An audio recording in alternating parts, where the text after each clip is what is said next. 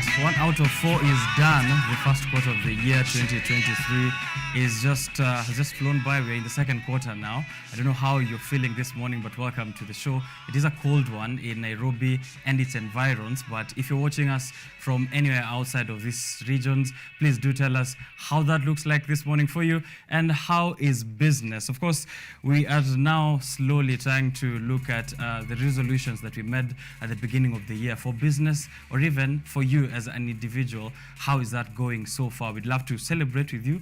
If there are any milestones in business that you've realized so far, if there are some lessons you'd like to share with us, if there are things that you'd like to change as you go on into the second quarter of the year, please do inform us that on all the social platforms. But welcome to KUTV Rise Today. We always try and brighten your morning, even on cold ones, such as today. On Monday and Tuesday, KUTV Rise Today comes to you in form of Art and Culture Monday, and also today on Biashara Tuesday.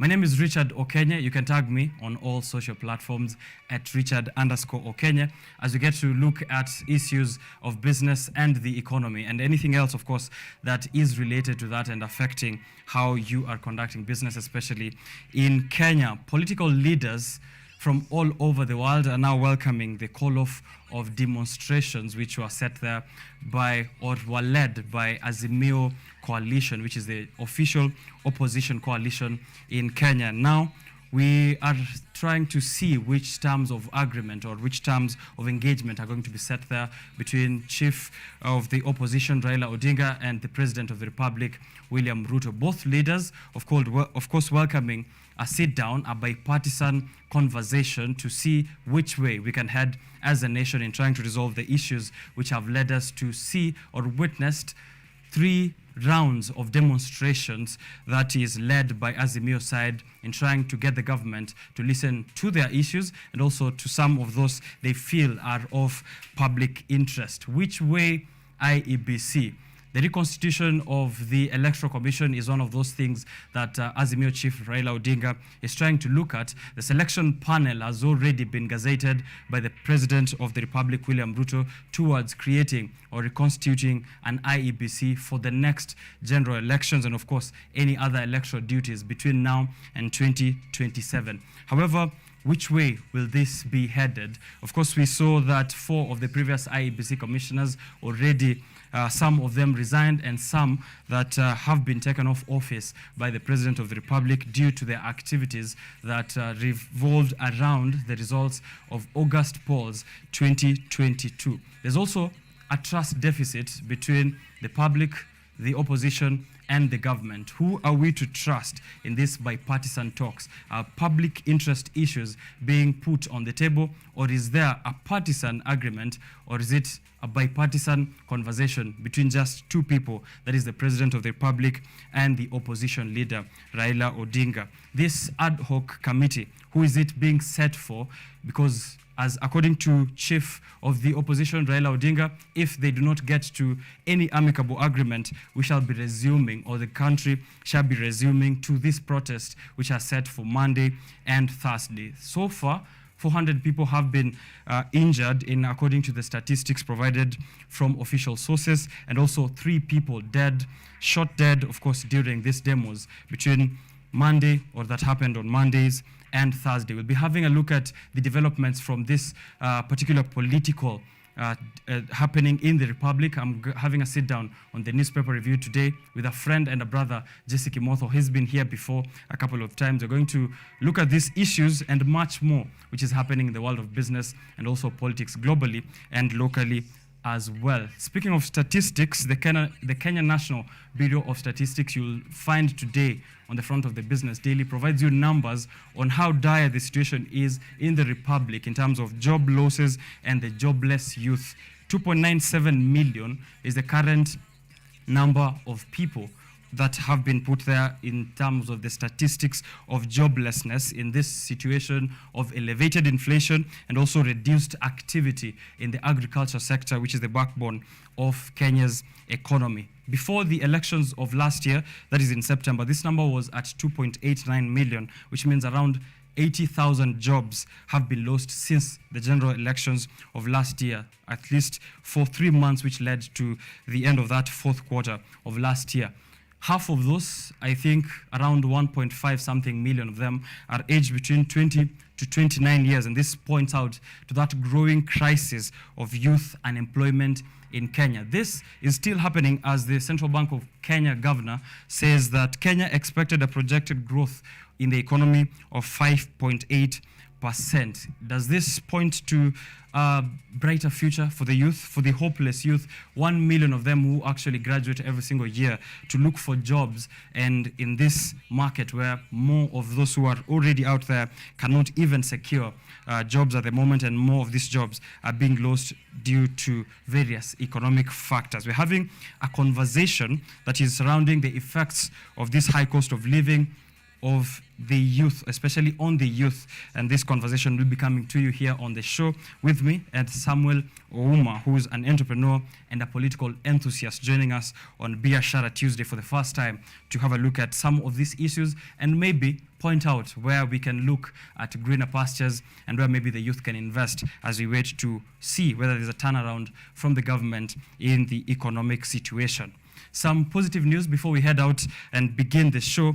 Kenya is set to launch its very, very first Earth observation satellite on April 10th. And the Kenya Space Agency said that this launch will be aided by the Space Exploration Technologies Corporation, as famously known as SpaceX. And this is going to happen aboard a Falcon 9 rocket from California in the US. So Kenya is joining other countries in putting out its first Earth observation satellite. We'll be having a look at what benefits we are going to realize and what activities this Earth observation satellite is going to perform. In the meantime, please do tell me where you're watching from, who you'd like to tune into the show. I'll be taking a look at that feedback on all our platforms at KUTV Kenya. We are streaming live on Facebook and also on YouTube, KUTV Kenya Live. You'll also find other fans who are there. Tell us what you feel about the show and what kind of things you'd like us to have a look at. And then we'll also be giving that to you and relaying it back as the show goes on all the way to 10 in the morning. You're set for an exciting show. There are more conversations happening later, and I'll be informing you on what exactly that we'll be looking at. But in the meantime, also having a look at those roads. Traffic updates are coming to you in a short while, and then we're coming to have that conversation on the youth unemployment and the crisis in the economy. The hashtag you should be utilizing so that I can be able to see. There's a lot of feedback that comes in, so if you use the hashtag Biashara Tuesday there on Twitter, on Facebook, and on any other platforms, I'll easily be able to find your comments. So do that, and I'll be also coming back with more to share as we go on. Welcome to the biggest business show on this side of the Sub-Saharan. Let's kick it off.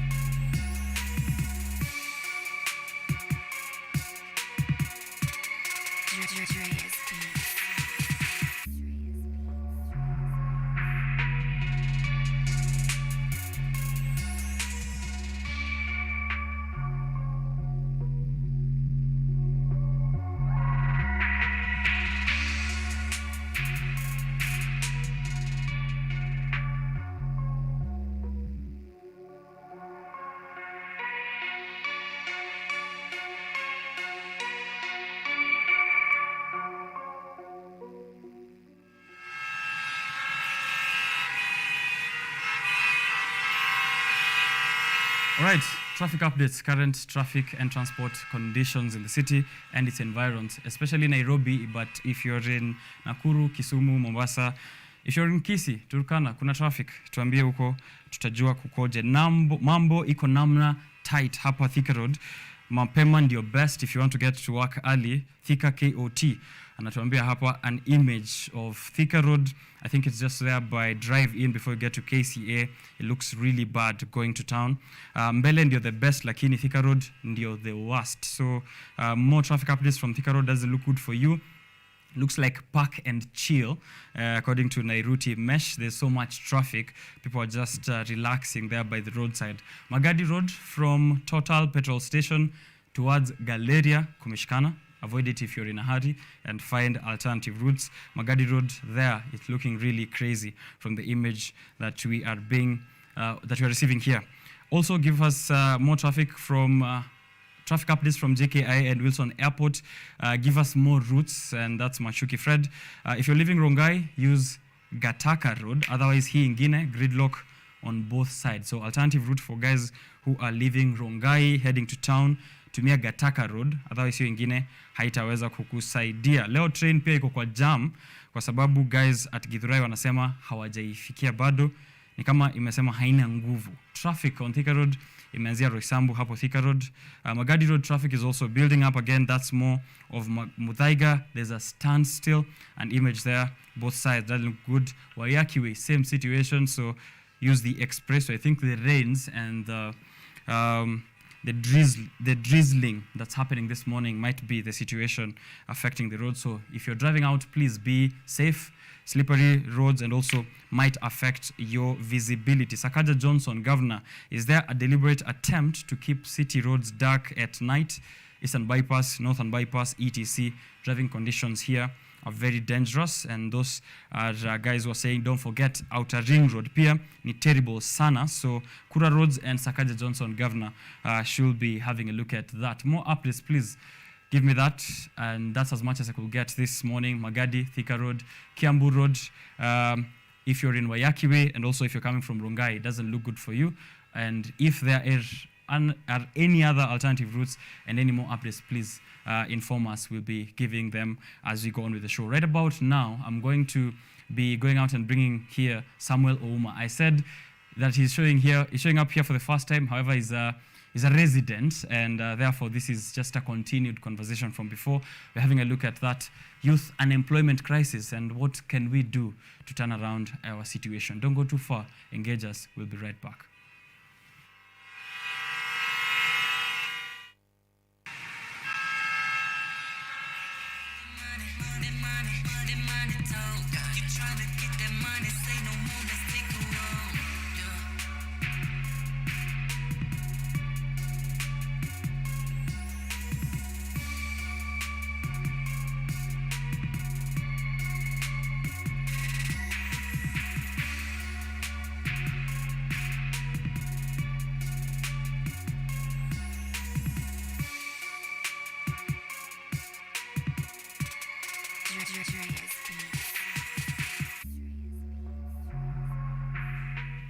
All right, so last month there was a statement that was issued that 140,000 comrades could not be able to get support or receive the funding that they are used to from HELP, which means these are students who are facing a crisis while they're still in college, but outside here where they're graduating to every single year, 1 million of them are also facing a situation where there's not enough people that are getting jobs, or there are not enough jobs for the amount of graduates that are out there. The government is encouraging everyone to be self-employed. However, the very same people in the government aren't self-employed.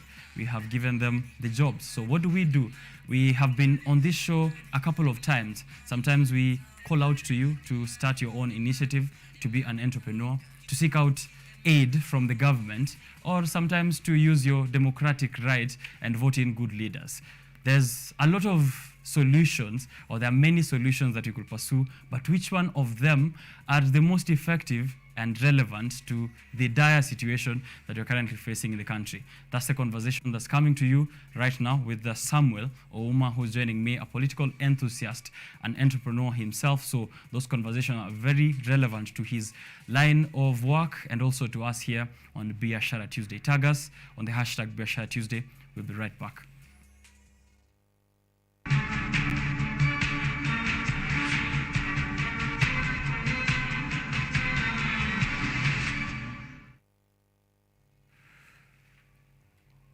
All right, and please, we are also live on Facebook and YouTube. KUTV Kenya, that's where we are at. Interact with the rest of the fans there. Alafu tutaangalia our comment section and how mambo yamechemka as we have this very difficult conversation. I don't know if it's difficult for the man I have invited here, Samuel Ouma. Welcome to the show another time. Thank you so much for having me. Yes, how have you been? I've been well. Right. Nice to see you again. Nice to see you too. Yeah. Is this a difficult conversation to have? Because I think I've started with that statement. I don't know if that's also the same sentiment that you hold. No, it's quite elaborate discussion and timely. Right. Worth having. Right. Yeah. I know we do skirt around most of the problems in the country, so it's kind of difficult to point out where we are going wrong and also where we need to correct. Maybe to our viewers on how you think the situation looks like right now. Is it as dire as it being painted? The statistics here, as I've read earlier, 2.97 million of jobless youth in the country, 80,000 jobs lost right after the election. Right now we are, in the past 3 weeks at least now, we've seen a pause to that situation, the protests. These are jobless youth who are showing up in the streets. Is the situation as bad as we are painting it? Okay, thank you so much. You know, statistics don't lie. And the situation is quite dire, but the positive things that with a commendable strategy, we can come out of that. Yeah. Right. The unfortunate issue with our country is that we, rather than healing the whole situation, we placate it with temporary issues rather than having long-term strategy and giving a permanent panaceas to effects that we have. Right. We are for short-term and things that help us in the short term rather than addressing it, putting to paid the problems that that hinder us as a republic. That's our undoing. Right. We are short term rather than long term. Yeah. Right. We're going to have a look at a couple of those situations as well. But first, before maybe we delve deeper into this conversation, you are an entrepreneur yourself and also a political enthusiast. Maybe for the guys who are tuning in for the first time, to get an understanding of what you do, you know, as a political enthusiast, as an entrepreneur, and also how you yourself you're approaching this dire situation in the republic. Okay, thank you so much.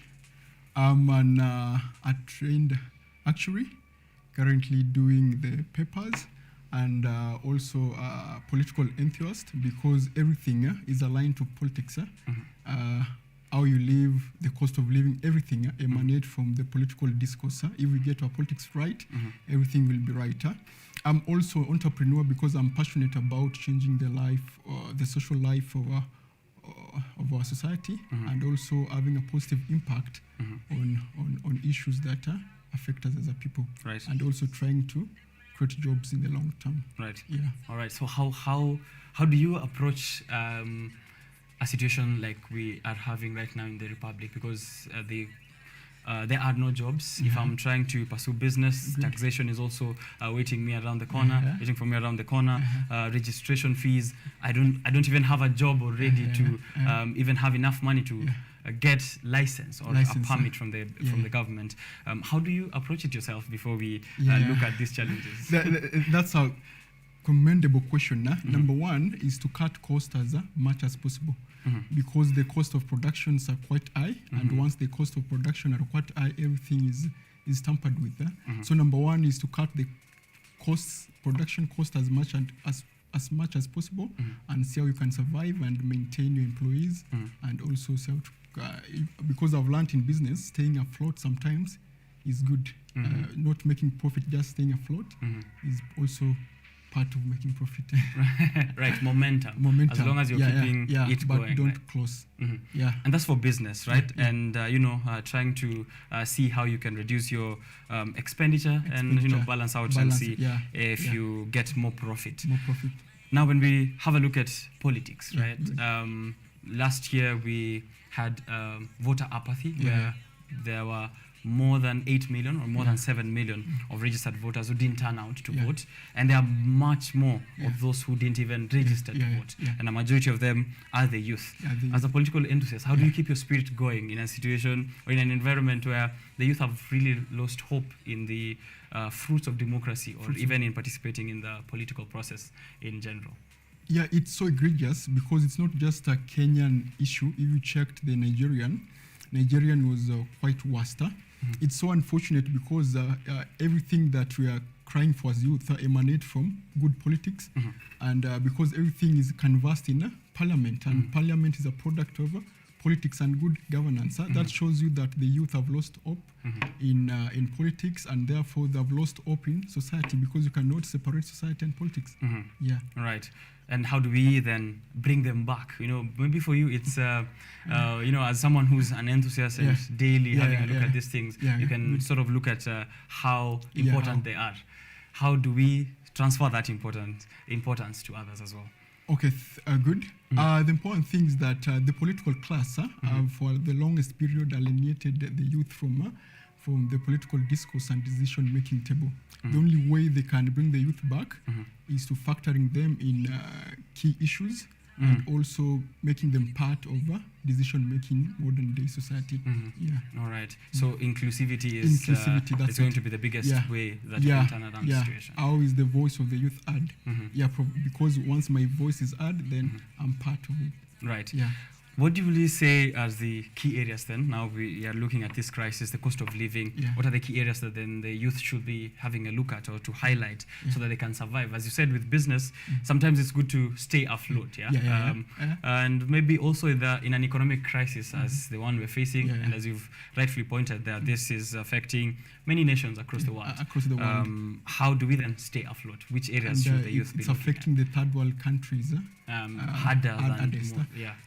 The youth don't have much to do. Much is in the hands of the government.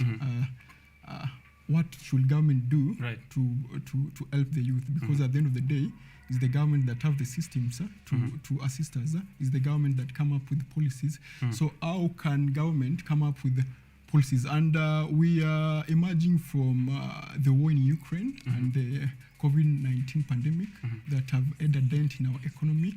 And also we have the political instability that has also affected the supply chain in our country and other things. And you know, mostly in Kenya and sub-Sahara countries, high cost of living is fueled by two things mainly, energy and food. Energy and food. Right. And the main thing that we can help out is how can the government come on board to assist the youth and the country as a general. I have a trifurcated approach on how the government can do this. Number one is agriculture. Right. The war in Ukraine has shown us that we are not agriculture sustainable. Right. Yeah, because of any external force to us, we are affected. Right. So what can government do? And it's so unfortunate that we import oil, and 95% of oil that we consume in Kenya is imported. Right. Yet we have raw materials in the country. And we need policies that can help us to come with industries to manufacture this oil locally and to create employment and see how things can pan out. Another thing is urban migration, because after school most youth comes to the city. How can the government align the labor force to the number of employees, because universities churn thousands of graduates annually. How can the government come up with industries that can align to the massive labor force that is coming out into the market. Right. So that's a policy issue. That's nothing that the youth can do. Is the government, because the government, the youth don't have the resources to do that. It's the government through the taxes and other issues. Right. Another thing that the government can do, I've talked about agriculture, urbanization. Another thing is policy, fiscal policy, because our main issue is debt. The debt is choking us, and we are a debt appetite country. And how can we stay within our means? That's the issue with our country, because Kenya is not poor. Kenya has enough resources to sustain herself without the loans. Even now, the Vision 2030, I remember it was launched in 2012, 2011, and I've been waiting for it patiently and enthusiastically. But now it's in tatters, because we don't have the economic capacity to realize it, because once we focus on Vision 2030, we'll incur more debt, and as it stands today, we are now choking on high cost of repaying the debts. So it's mainly government, the government to be what it can do. I will maybe hold your thought there for a second. Maybe someone would say that the government has tried to implement some fiscal policies and maybe programs that would aid the youth. There is the youth fund that maybe the youth can take advantage of. There is also the Hustler Fund that is newly launched by the Kenya Kwanza government. Do you think that these are not, would you say that these are enough? We've seen sometimes even a breakdown from chief economist David Ndi saying that you get 500 Hustler Fund, go borrow a wheelbarrow, buy a couple of stems of sugarcane, and then repeat the process until you get out of it successful. Is this a possible route for us to pursue as the youth, or are this just political stance? Right. So the government is just trying to keep the youth calm. Yeah, that's a good question. Number one, the government has tried, and there's also an issue on the youth part because the youth lack credible information on what's available for them in the public. Number two is what government is offering. Are they aligned to the aspirations of the youth? Okay. Because in the current economic milieu, you cannot give a youth 500. He cannot sustain himself even for one day. Right. What package? Because I was of the idea, if the government is this Hustler Fund, if the government can open industries with it, if the government can open economic doors with it, the employment that can come out from that and the cascading economic effect can be greater than the loans that are being handed out individually, because these are given to buy food, but in the long run, if we can create some sustainable economic environment, that will be good. Right. But another thing is also our education system. Our education system does not make the youth ready for the market, because university is to open the mind of the youth. But ours, we are more of efficiency rather than hands on deck. Hands on deck. We want more on efficiency rather than character. Okay. And it's quite unfortunate that the youth have been made wage slavers because they come out of campus knowing that I must be employed. Right, I have a degree. I have a degree, I must be employed, and that's very dangerous. Our education system is one-sided, and as Martin Luther King noted some decades back, education must be bifurcated. Right. It must two sides of it, okay?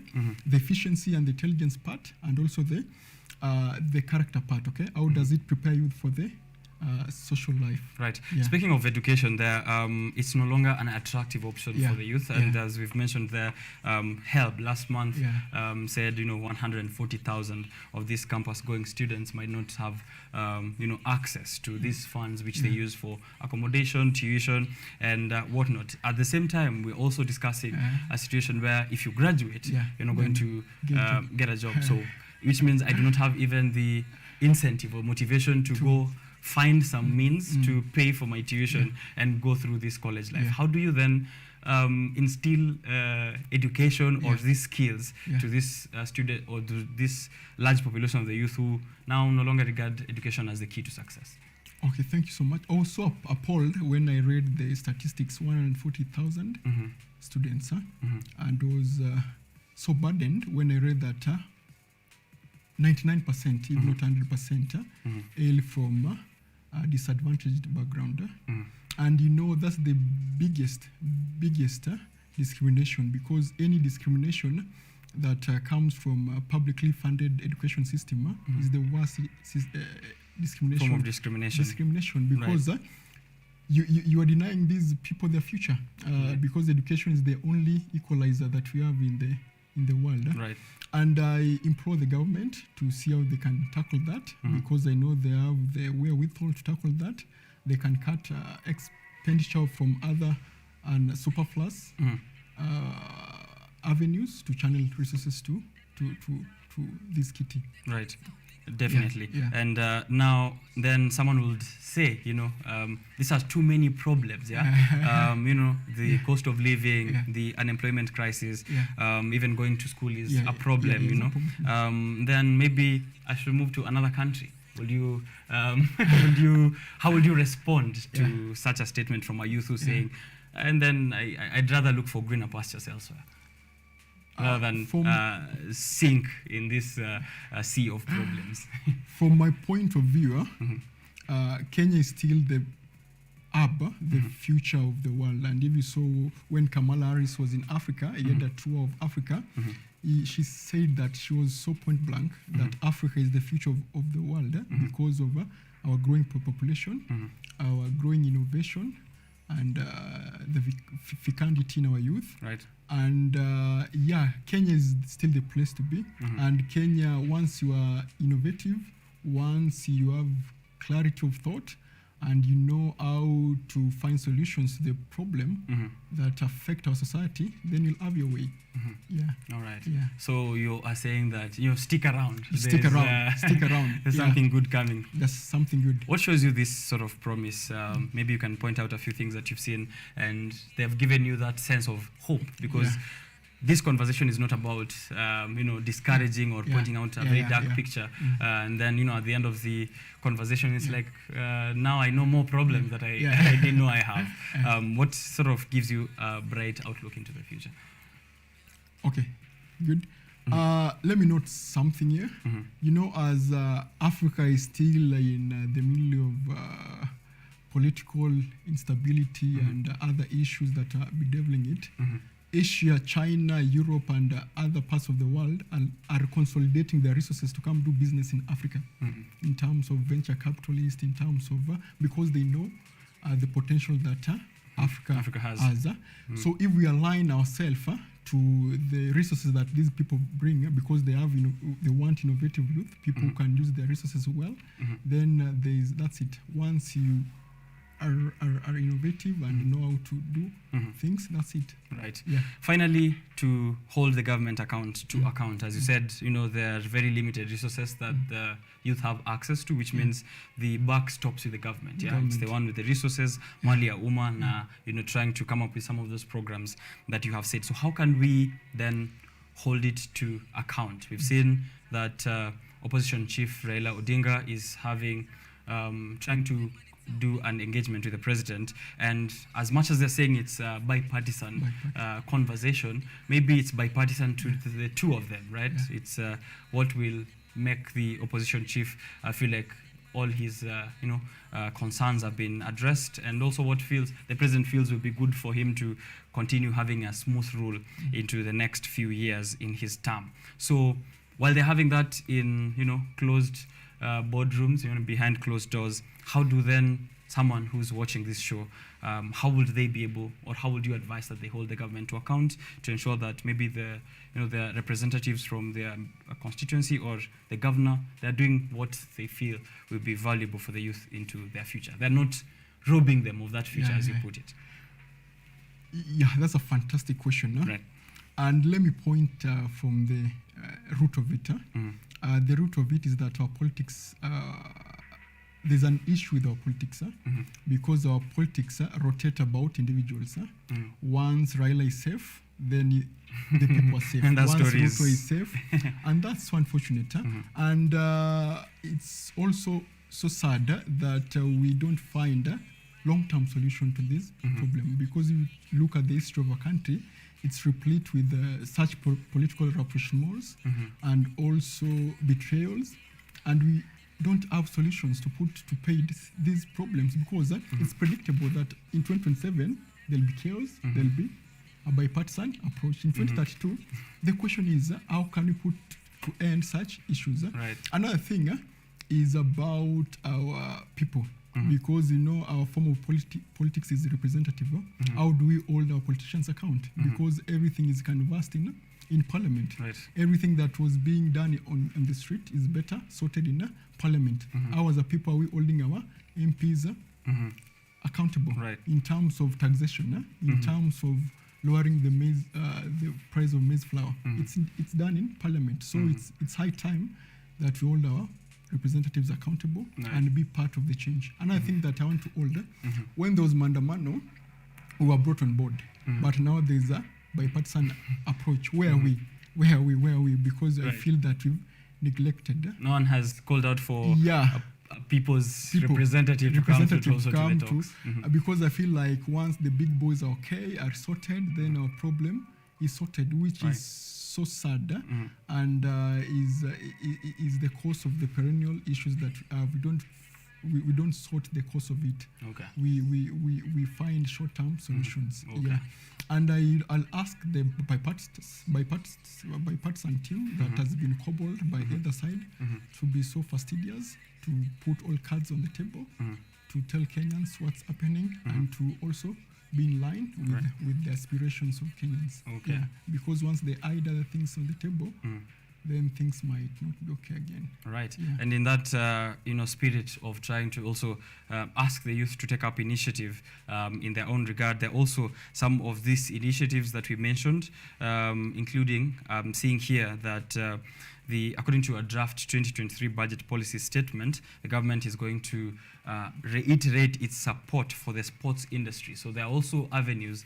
apart from employment and starting business. You can also try and see how your skill can be a source of income and revenue through such plans as Talanta Hela, where the government is trying to monetize sport and the creative industry. Also, maybe taking advantage of the shifting job market from how it is now to the technological revolution that we're witnessing. More opportunities that are outside the bounds of government that the youth can take a look at.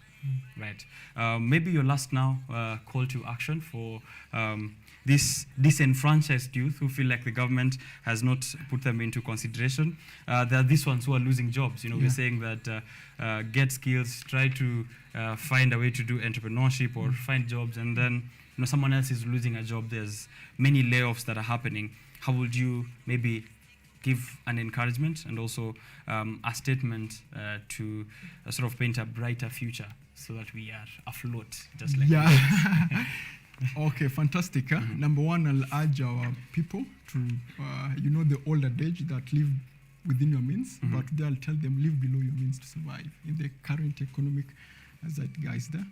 And number two is to ask the youth to increase their skill set, because you find upscale their skill set, and also tell our youth not to be close-minded, only to be have their eyes trained on one thing. There are a lot of things that we can do. There's agriculture. Agriculture has a lot of potential in terms of the current food insecurity, and also the commendable opportunities that the government has opened that the youths have no idea about. So if they can update themselves on what the government has done for them, the resources available for them to help them improve their life. Right. But above all, keep up the hope and push. Right. Yeah. And keep pushing. Thank you very much, Samuel Uma, for having that with me. I'm hoping that we can do this again. Okay, thank you so much. All right. Biashara Tuesday is taking that short break here. Then we'll be back. More conversations are happening, coming to you in an economic crisis and in a place where there's joblessness and there's layoffs. Your mental health can really be affected. So how do you keep sane when all of this is happening? How do you ensure that your mental health is in check? That's a conversation I'm having with Alan Kuchwa, who's a mental health advocate and also an author. But remember, grab your newspapers. Jesse Kimotho will be here for a newspaper review. Be looking at those headlines. Biashara Tuesday will be back.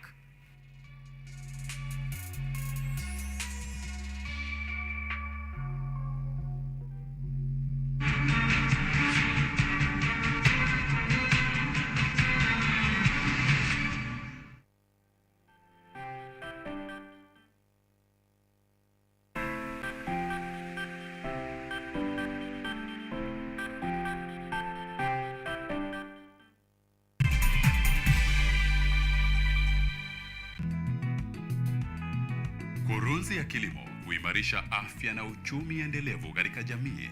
Ni msingi mkubwa wa kipindi Boresha Kilimo. Kipindi hiki kinajikita katika teknolojia ya kisasa, utafiti na ushirikishaji wa wadau wa kilimo kuonyesha shughuli mbalimbali shambani. Kwa suluhu ya utoshelevu wa chakula, tazama Boresha Kilimo.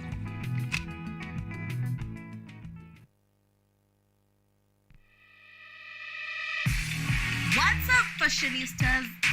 Looking for a show that brings you the latest in the world of fashion, glamour, creativity, and style?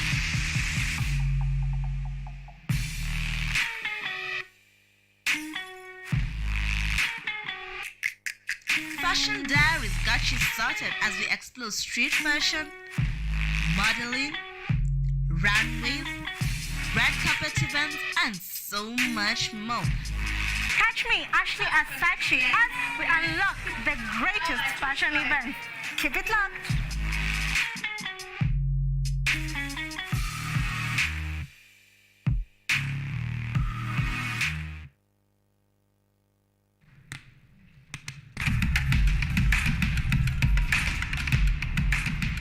Access to knowledge, solution to unanswered questions.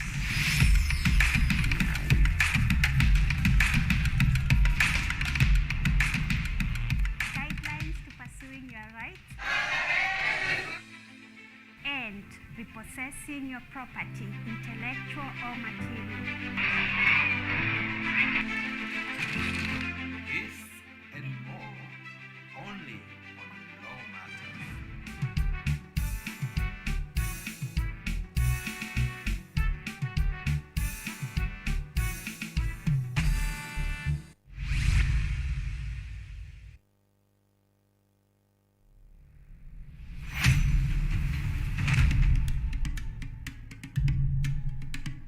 Kipindi hewani ni mitindo ya kipwani. Kama ilivyo kipindi hiki kinahusu nyimbo za tarab, chakacha, midwara, midundiko, bila kusahau mapishi. Ambao ndio uti wa mgongo wa pwani ya Afrika Mashariki. Jamani, swahibu zangu mliopo maskani, hatuonani wenzangu, najua mwanitamani. Hapa KUTV, nahoda mwendesha chombo cha baharini, yani ua linalonukia na kuvutia waridi tamu.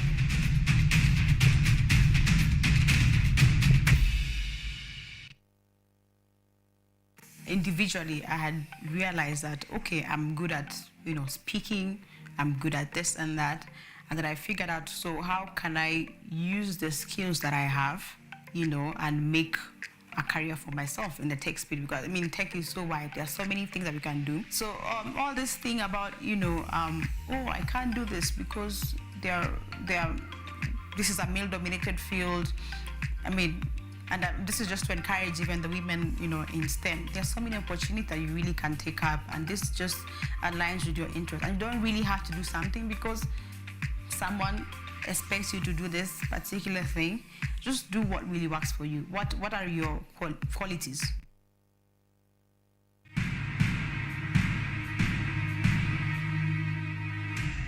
A loving husband and father.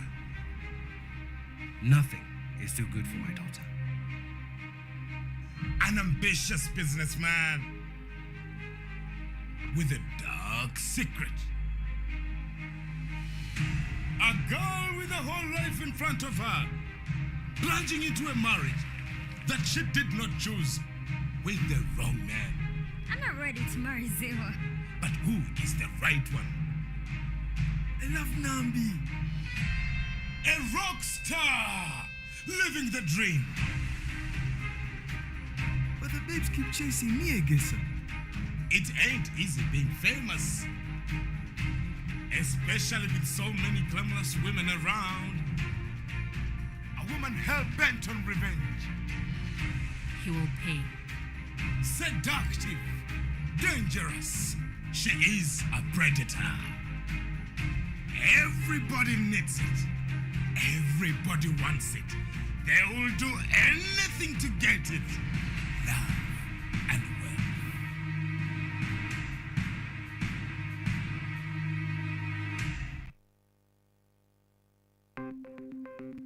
Maelfu na maelfu ya wahamiaji wakiwa na watoto kutoka nchi za Amerika ya Kati wanaendelea kuwasili kwenye mpaka kati ya Marekani na Mexico. But folks, I'm going. Thank you very, very much. I appreciate it. Thank you. Ni habari kutoka pembe zote duniani. Pepo pasi kukufuku kupopoa ni idea. Sazidi ananyonya, hanyonyi vizuri, anakuwa hayuko comfortable. Jeshi la Jamhuri ya Kidemokrasia ya Kongo linapambana na uasi wa ADF. Kwa sasa wanatoa wito kwa mashirika, makampuni na vile vituo vya uchukuzi. Mambo mengi yatakwenda kama yalivyopangwa. Hapa ni kuna mmoja wa viongozi wa chama cha wavuvi katika eneo hili. Zaidi tunajaribu kuwapa chanjo ili ina boost ama inanyanyua kinga ya mwili, ndio inaenda kupelekea kupambana na virusi. Ni dunia ni leo, Jumatatu mpaka Ijumaa, moja kwa moja kutoka VOA Swahili, Washington DC.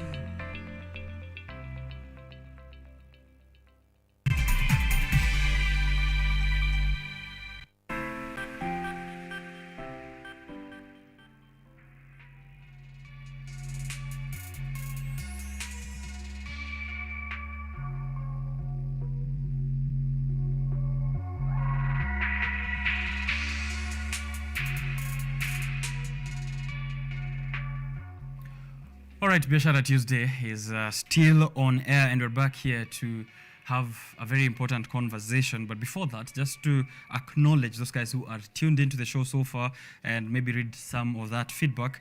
Ninezreje Nikais, that's a really good name, but sounds very Rwandese. If you're watching us from Rwanda, tuambie good job, and you're saying good job. Welcome to the show. Please do tell us where you are watching us from. Fishtown, KE, watching us from the City of Angels along Thika Road. And Sema always ready for Tuesday for Money Matters show, Biashara Tuesday. Sema the show is great. It's always the best day of the week, courtesy of Biashara Tuesday. Asante sana for tuning in again and again. Fishtown, you can check him out in Fishwear 2020. You can check out his handle. He'll plug you on some of the best fashion brands around and also dress you up real well. Yeah, if you see me with nice shoes on this show sometime, know that those are from Fishwear 2020. On Twitter there, I see Maite Jones also interacting with us there. Joseph Keys from KUTV also interacting with us on the stream there. Kelly, Natalie as well, retweeting and also interacting with our tweets all over social media. Remember to tag us at KUTV Kenya and use the hashtag Biashara Tuesday. That's how easily I can get to look at your conversation and also the feedback that you guys are giving in regards to the conversations we are having here on this show. Mental health problems are a big conversation that has now been put into the spotlight all over the world, and also mostly in Africa, where there's been neglect in how we are handling our mental. In Kenya, suicide rates are going up. The youth are facing a couple of problems, from relationship problems to joblessness to the economic crisis that is there all across the world. How do you keep sane in this situation? Should you meditate? Should you get prescription from your doctor to deal with anxiety? Or how exactly should you go around issues of mental health? I'm having that conversation with one law student from the Catholic University of East Africa, but also he is a mental health advocate. Alan Kuchwa is going to be here on the set with me. He has a couple of books out as well that you can have a look at, and also is a founder of Mother of Reason. We're going to see what that is about and how you can plug in to some of those things that he's doing in an effort to sensitize and also to alleviate issues surrounding mental health. So have us look at your questions if you have any regards to mental health. If you're a business person, sometimes there's too much noise in your head. How do you keep calm in that kind of situation? We're coming back for that. Don't go too far.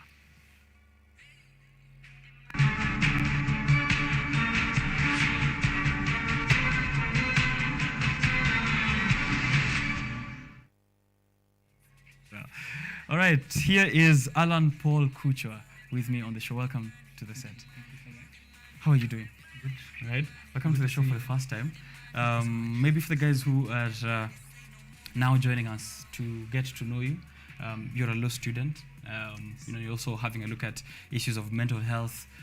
Introduce yourself to us. How should we know you? Okay, thank you so much. My name is Alan Kuchwa, as I've been told. And I'm just a human being. living here on earth, I mean. Yeah, so Right. apart from doing law, I'm passionate about mental health because society is all about the social connections. And that is where the problem comes in. Right. When we connect socially, we hurt each other, we become somehow intolerant with each other. And that's why I made a decision to really passionately talk about these issues apart from doing my career, that is law. All So, right. yes. Okay. You're a human being. You're just like me. Yes. So we have something there in common. Of course, also an enthusiast of trying to sensitize people in issues around mental health. Why do you think? Maybe we can start there. Why do you think that's important? Why should we care about mental health? Yeah, we should care because a human person is basically about how they interact with one another. And you see, a human person has a wild nature of being selfish. Sometimes he is a selfish being, you know. And in living together, even brothers and sisters fight over land, they fight over property, you get. So I think it's important because once we cannot have a common point of understanding between man or human beings, and then that is where society collapses. We're going to kill each other, I mean. Right. Yes. So Okay. for us to moderate the idea of living together in harmony and peace, we have to really focus on mental health. Okay. You have books out. Maybe we can also begin there. Could I have a look at that as well? Yes. This is The Present is the Seed. So it's the book I have here. And this other one is The Fear of Guilt. You have 4 books out. What are the 2 other ones? Yeah, the 2 are student programs for mentorship. One Right. is for prefect inductions, and then another one is for students just for the well-doing in school. It's called Right. an S student. Okay. Yes. Prefect induction, by that you mean high school prefect? High school prefect and induction. All right. Yes. I think we'll mention that in a bit, but what inspired you to write these books at a young age, as still a student of law, and you have 4 books out? Yeah, first and foremost, I want to say it's not just being Alan. I can't credit myself, for doing all these things. Okay. It's been an effort of a lot of people, a lot of teachers, my parents, my brothers, my sisters, the church, to just grow up. It's been a whole process. It's never an event. All right. So I think as I grew up and saw how society was, I saw brothers who are in mental, health issues, who are in addictions. I saw people in the church who used to suffer, just a lot of things in society. I got the passion, the inspiration to put something down, so that generations can read and we can really eradicate the idea of people suffering mentally. Right. Yes. And as you're a law student, we are also going to be talking in a short while about Mother of Reasons, which is Mother of Reason, which is also something that you're a founder of as a brand. But you're a law student, you have Mother of Reason, you have 4 books out. How do you said it's not an event, it's a process. How do you balance this whole process? No man is limited. No man is limited. Okay. And it's my call to the young people out there that you can do it. You are not limited to do anything you want to do, as long as it's passion. In school, let me just say, as a student, you have like 30% of your time in class. What are you doing out there? Yeah. And that's also another effect of mental health. The way you use your 70% will tell whether you're going to be mentally stable or not mentally stable. Okay. So that's why I realized when I do all these things, I think I do a lot of things at a time, but I don't get the pressure. I don't get the. I feel like I have a lot of time with me. Right. So yes, I have a lot of time with me to do all these things, and I don't feel pressured at all. Do you think the rest of us also have this time? It's just that we are not seeing it, maybe. I wouldn't say that's the position, but there's time. There is time to do anything. Yes. Right. The Lao Tzu. You're going to correct me if this is not the correct pronunciation. The Lao Tzu says, knowing others is wisdom, but knowing self is enlightenment.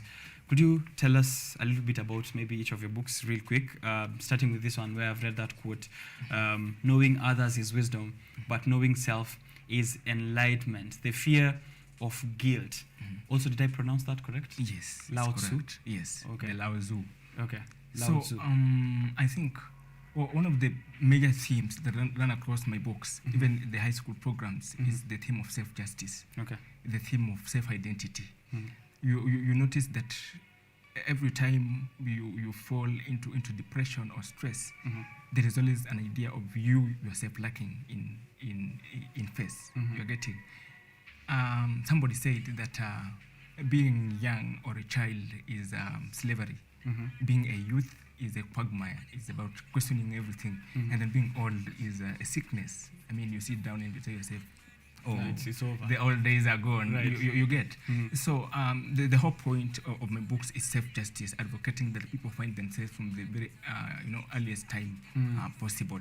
Because when society inflicts or puts a lot of information in your head, controls you, puts everything into you, at the end of the day you get lost. So and that's why I say knowing yourself is enlightenment.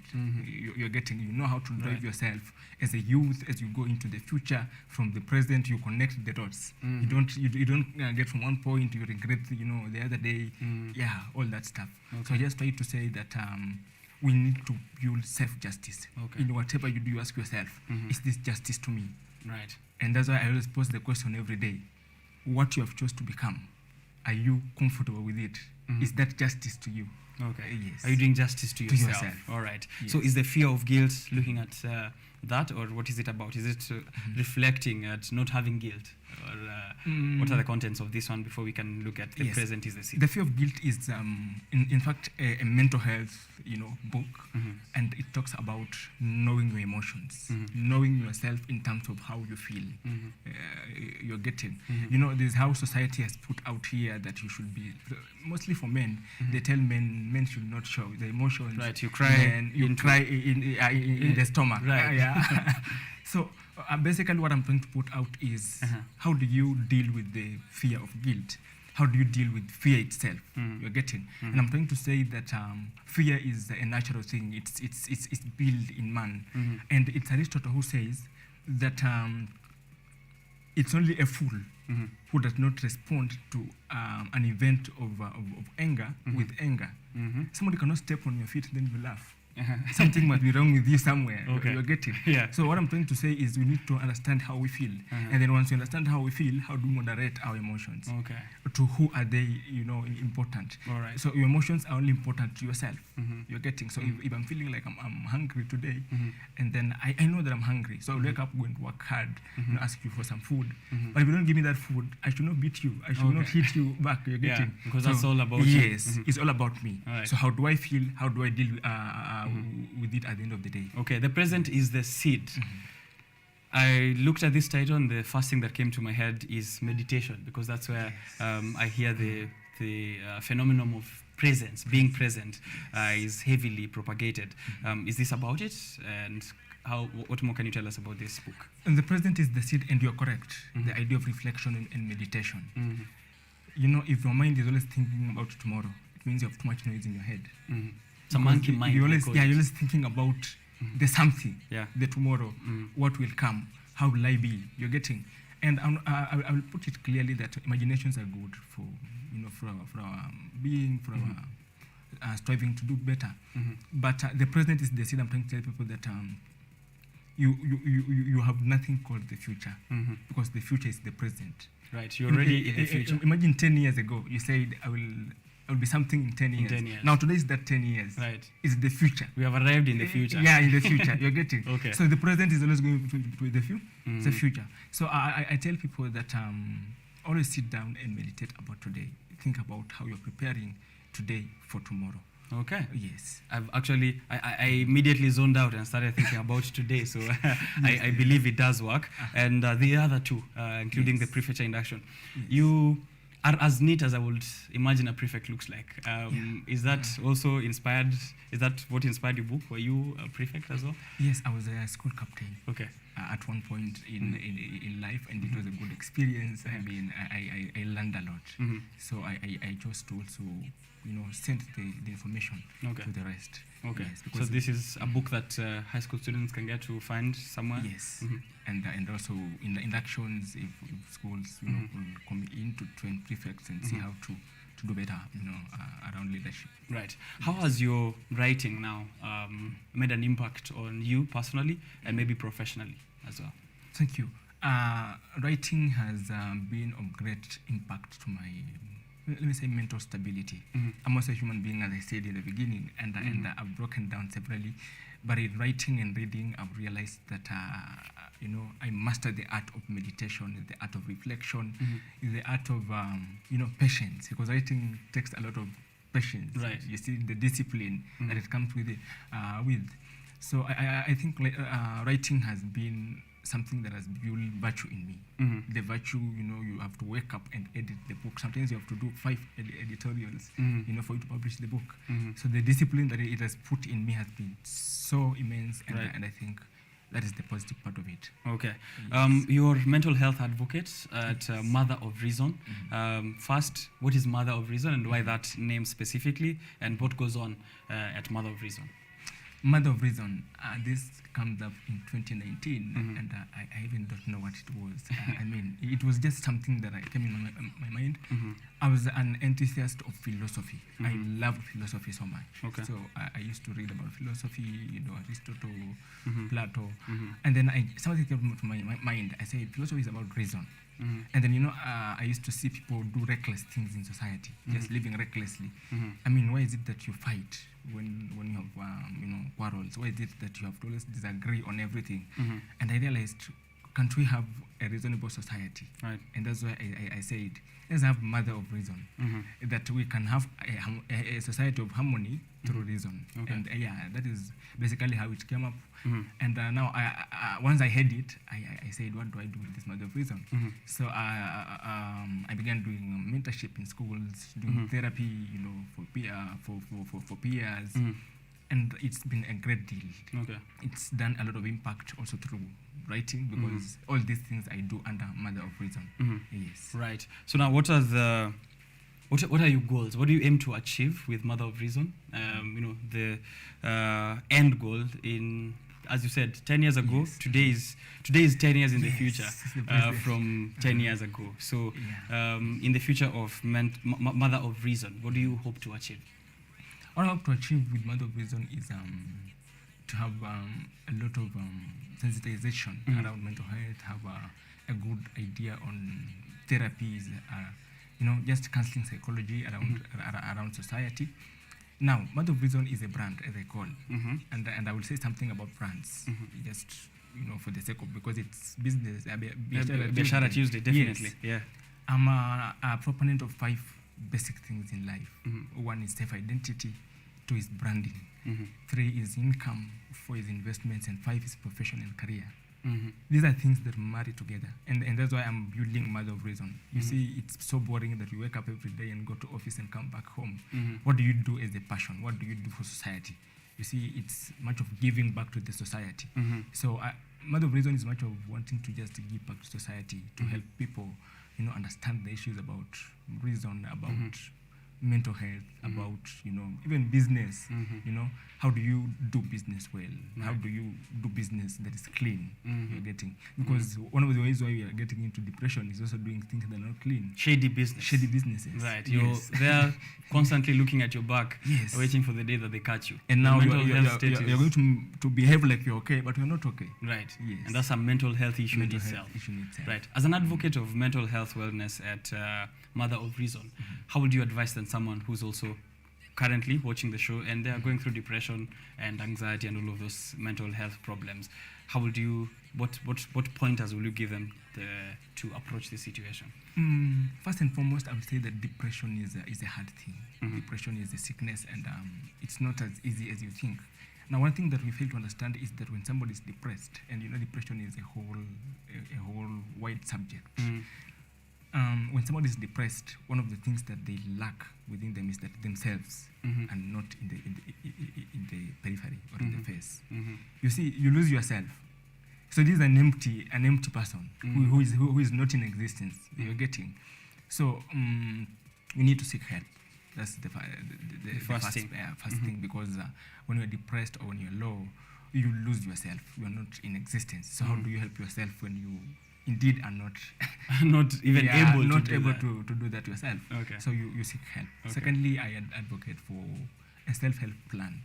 Now, self-help plan is it also includes seeing somebody, for help, but we must also understand the nature of human beings. I mean, everybody is going through different stuff in life. Yeah, even your therapist has a therapist. Yes, your therapist has a therapist, and your therapist is somebody's therapist. Right. A lot of things around life. So as you seek help, you also understand that, and that's why in the book I talk of understanding the emotions, doing reflections, sit down and ask yourself, how did this come about? Because, for example, there are people who are depressed from addictions to alcohol, to pornography, and all those stuff.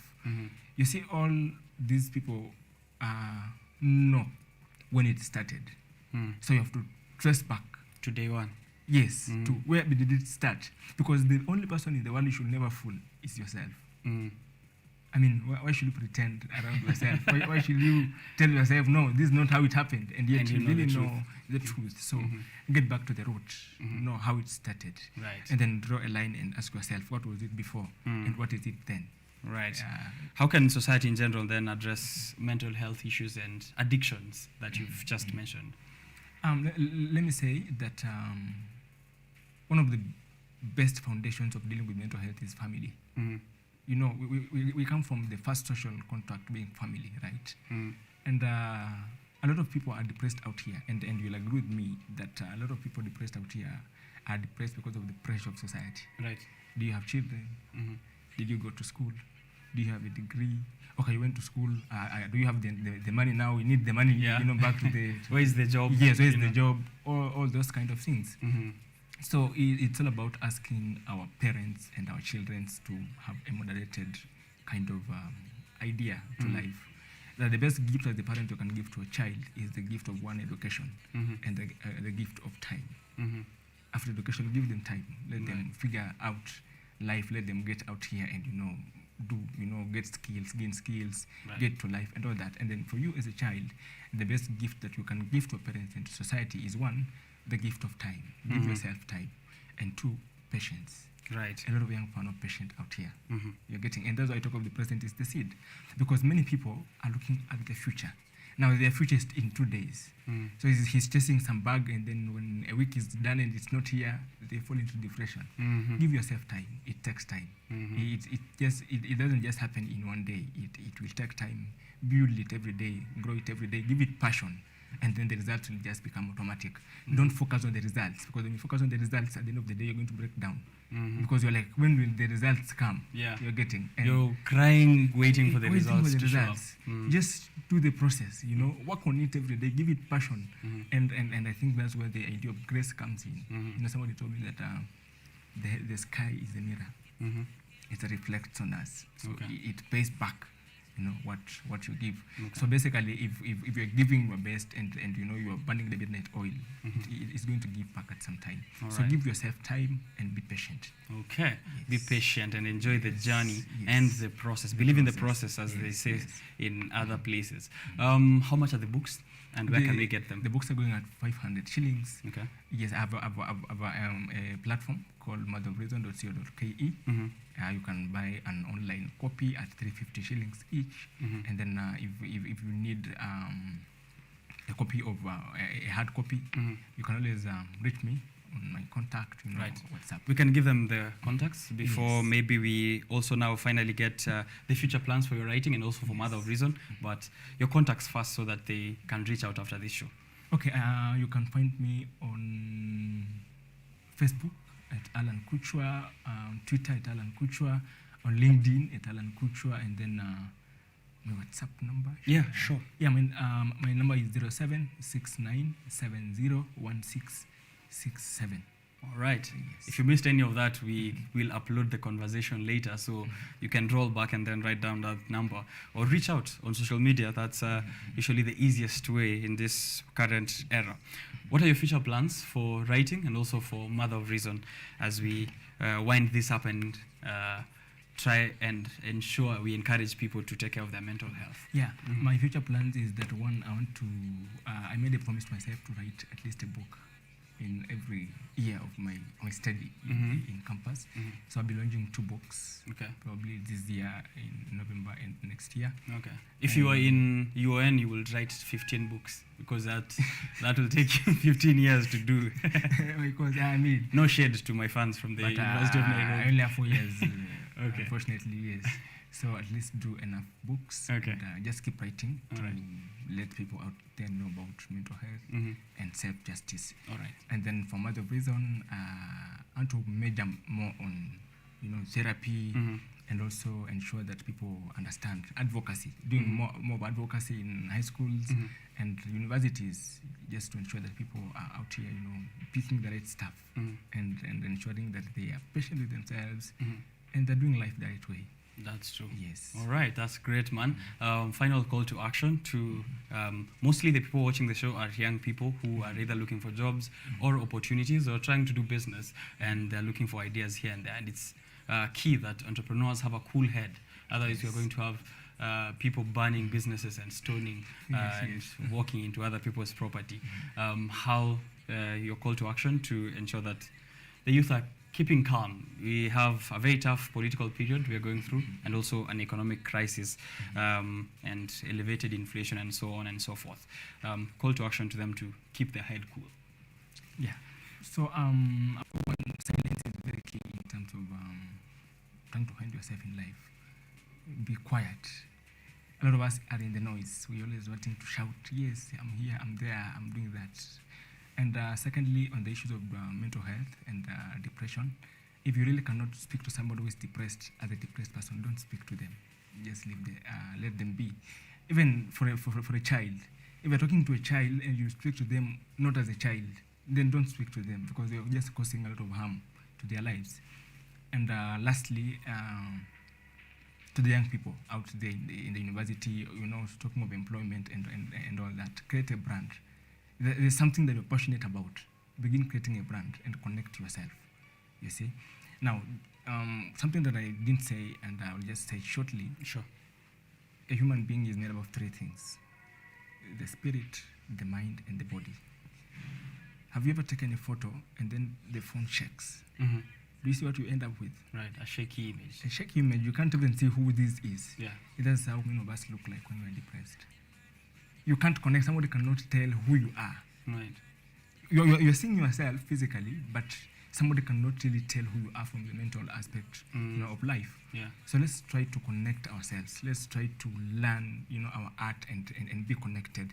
And by so doing, you're going to walk into offices, connect ourselves, pitch our brands, to people out there, make positive connections. Don't just go around picking phone numbers because somebody told you that, when you go to a function, make friends. Don't do that. You're just there collecting. What do you have to offer? A working phone book. Yeah, a working phone book. So you have many phone numbers, but literally nothing. So what do you have to offer? Is that skill, that talent, build it each and every day and pitch it out there. And at the end of the day, you're going to, get yourself, do well in life and be mentally stable. All right. Yes. Thank you very much, Alan Kucher, mental health advocate and author as well. Check out his books. Thank you so much. We have here The Present is the Speed and The Fear of Guilt. 500 bob, hard copy, 350 on the soft version of it. So reach out to him and tell us how that went in terms of trying to get your mental health in check. We'll be having more of these conversations, so hopefully we can have you back again when we have something to look at in regards to developments in mental health, and Mother of Reason will be a very good brand to have on the show. Anytime. All right. One great philosopher called Kanye West said, life is the ultimate gift. Think about that. We'll be right back.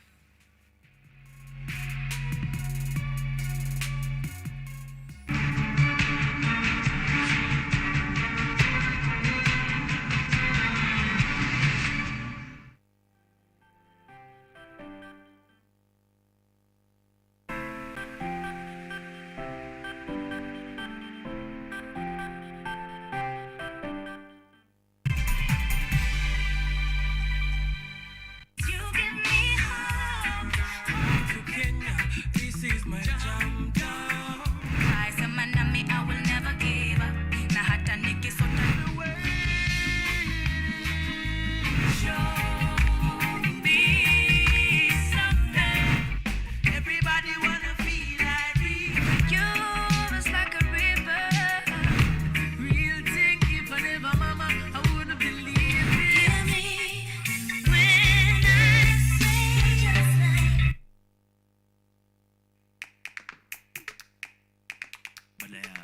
kutafuta kazi, tunaweza kuanzisha miradi yetu ambayo ingetusaidia kubadilisha maisha ya wazazi wetu. Kwa vijana wenzangu, wengi hawana kazi, lakini ikiwa sisi wenyewe tutajiamini, tunaweza kujiajiri wenyewe. Afrika kwa kweli tuna mahitaji ambayo ukiyasuluhisha unaweza kuathiri watu kwenye bara hili bila uoga. Watu huwa na uzalishaji zaidi, wanajawa na ujasiri, wanakuwa wabunifu na wanakuwa wenye maarifa. Niliamua kuacha kazi, hata kama sitafanikiwa, nitakuwa nimejaribu, nitakuwa najua haiwezekani.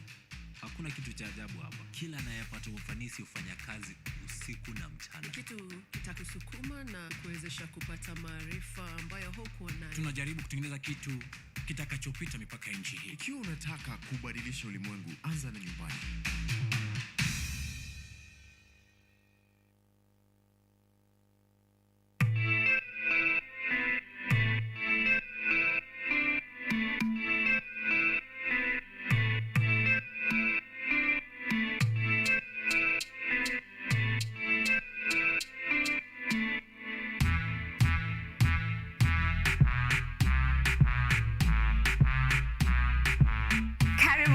To the Church O'Clock Show. I'm your host, Esther Becky. And my name is DJ Terrence. We start you off with a word of prayer and get you started with a live transformational worship experience.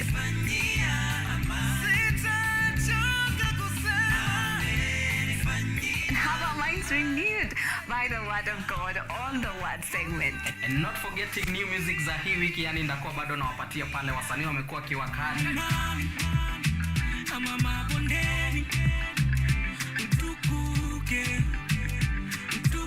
So make sure manzo umetune in because zitakuwa zina flow pia pale mixes kwa wingi, yani zitakuwa zina come through, and pia performance yani from our gospel artist hapa on Gospel Art from 7 to 10 a.m. only on KUTV.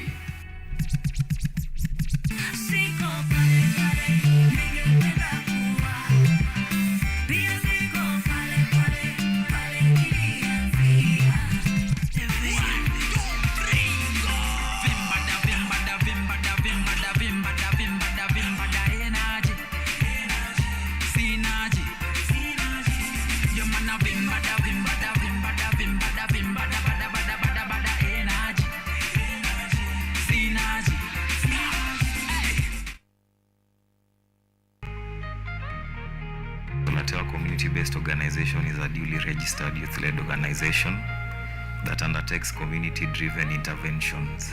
So throughout the course of our work, spanning, this is our 7th year right now. So we have approached what we call strategic partnerships and strategic interventions, because since we have a broad spectrum of thematic areas that includes environment and social justice. We have different art techniques. So we have mannerism, we have abstract, we have fine art. All that, we have artists that undertake such activities. But what we are trying is to narrow down that art to have a social economic impact.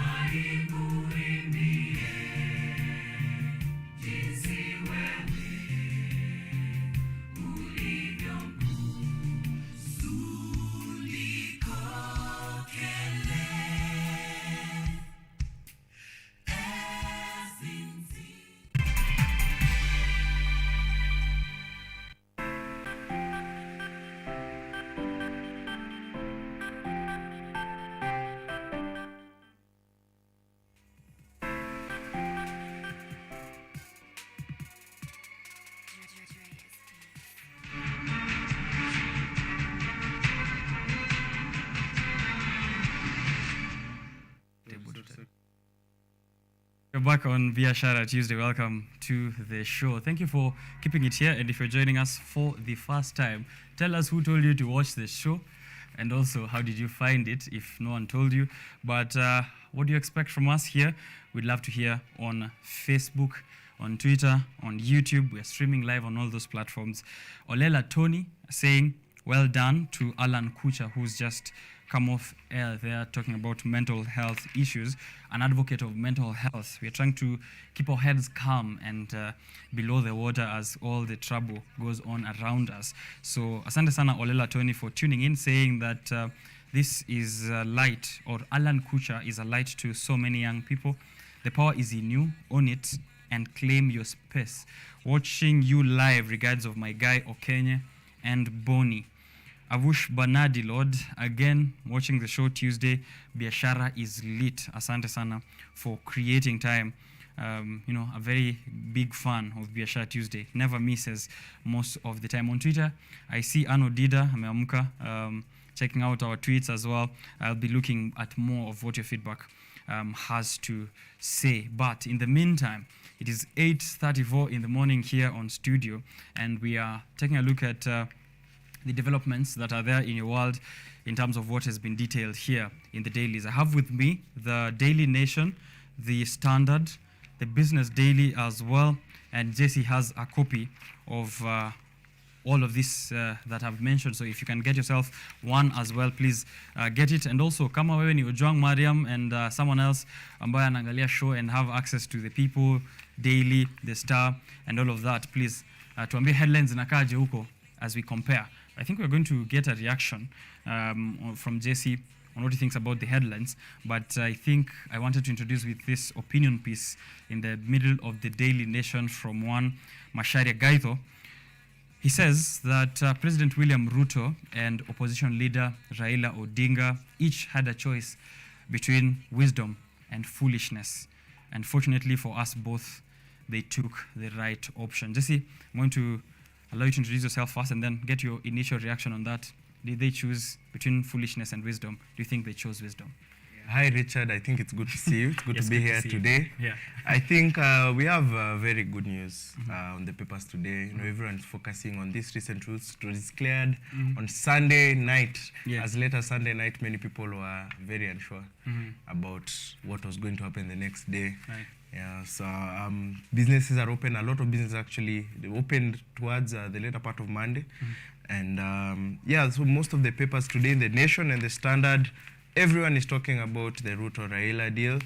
And there are a lot of angles that you know, people are choosing to take at. But a lot of the opinions that we are getting from these pieces, especially in the Standard, is that people want what we call the hardliners, especially in President Ruto's camp, to quiet down, to simmer down, and see what these, see what outcomes these initial talks and dialogues will have. Yeah. So far, you're calling it wisdom? The route that the two have taken? I think it is necessary. Okay. Yeah, it is necessary. It has proven to be a very important part of this kind of bipartisan leadership that we have here in Kenya. And I think going as far back even as the last 3 elections, you know, Raila had a handshake with Kibaki, President Kibaki back in 2007. And then Raila having a handshake with President Kenyatta, in 2013. And now we have Ruto's time has come. Everyone gets their turn. Yeah, with Raila Odinga. Okay, the Standard calls it hope after demo deal. Maybe to put it in context, after incessant pressure, both locally and internationally, President William Ruto and Azimio leader Raila Odinga climbed down from their positions and agreed to dialogue, a move that has been received with jubilation across the country, with traders, church leaders, and politicians hoping for long-lasting solutions. The Daily Nation calls it search for Ruto-Raila deal starts. President William Ruto on Sunday extended an olive branch to Azimio leader Raila Odinga, who called off the protest. And this is a day after, of course, Raila Odinga called off those anti-government protests in response to the offer for consensus in the recruitment of poll commissioners. There's a word being thrown around, ad hoc. Ad hoc. They are creating an ad hoc committee, which is a committee created during for necessary scenarios. I think that's the translation to English. So for this particular scenario, the ad hoc committee to find or to search for that Ruto-Raila deal. Is it a Ruto-Raila deal, or is it a deal between Ruto and Raila on behalf of Kenyans? Sure. So first things first, I must say, on this particular topic, if you're really interested, you must get the Standard. They have a very, because this is the newspaper review, right? They have almost 10 pages dedicated to the Ruto-Raila deal. Okay. So they have on page 7, what they say, is the plan that, the Ruto camp have. And essentially what they're doing is, number one, they're claiming that Ruto met, especially yesterday, a lot of his premiers. So we're looking at the National Assembly Majority Leader, Kimani Ichung'wah, someone who, I think for the sake of this conversation, we can identify as a hardliner. Yeah, true. And another hardliner, is Aaron Cheriot, that's the Senate Majority Leader. And then, of course, the chief hardliner, I think I would say, is the Deputy President himself, Rigathi Gachagua. Who definitely has to be involved in this conversation. Very vocal, on social media, and also in person. We have very, several clips, of him speaking about, issues regarding, the Raila Ruto deal. So what we have is, we are seeing both camps kind of getting ready, I think, to make concessions. However, as an expression of opinion, I think, there's a lot of fear, and probably what might happen is that, Ruto and Raila will definitely have to be the one calling the shots, and on both camps, especially on Ruto camps, the people who had defected earlier, not defected, but the people who had allied themselves, the likes of Musalia Mudavadi, the Prime CS. They're very worried about their positions because, see, now they have the presidency here, but with, these new powers of, the opposition bringing in, there's a lot of, where do you go? Where do we go now? Who now has, the say? So, right. Because eventually when, as you saw with Uhuru Kenyatta and Raila Odinga, when it gets to that point, that deal between the two principals takes precedence over whatever else is happening in the political peace divide. first. Right, yeah, true. So Ichung'wah says, the National Assembly Majority Leader said that they are yet to agree on the number of ad hoc committee members and whether they need experts as proposed by Azimio. So I think even at the onset, we are going to see the friction that exists there. I don't think this has put away the friction that exists between Azimio and the government, because even including the selection on who goes into the committee and why they go to the committee is going to be quite a bone of contention. Do you think they should go with the experts as Azimio had proposed? I think each side will, number one, let's start with the shareholders, people who have something to gain. And, something important that Raila noted is, this is, there's an exit clause, I think they would call it. If the discussion falls down at this point, he's ready. Back to the streets. Yes, and he did say that. One thing that Raila also showed, initially he started his demos on Monday, and then switched up to 2 days, Mondays and Thursdays, and there's that consistency of so there's a very real backing to what he's trying to say.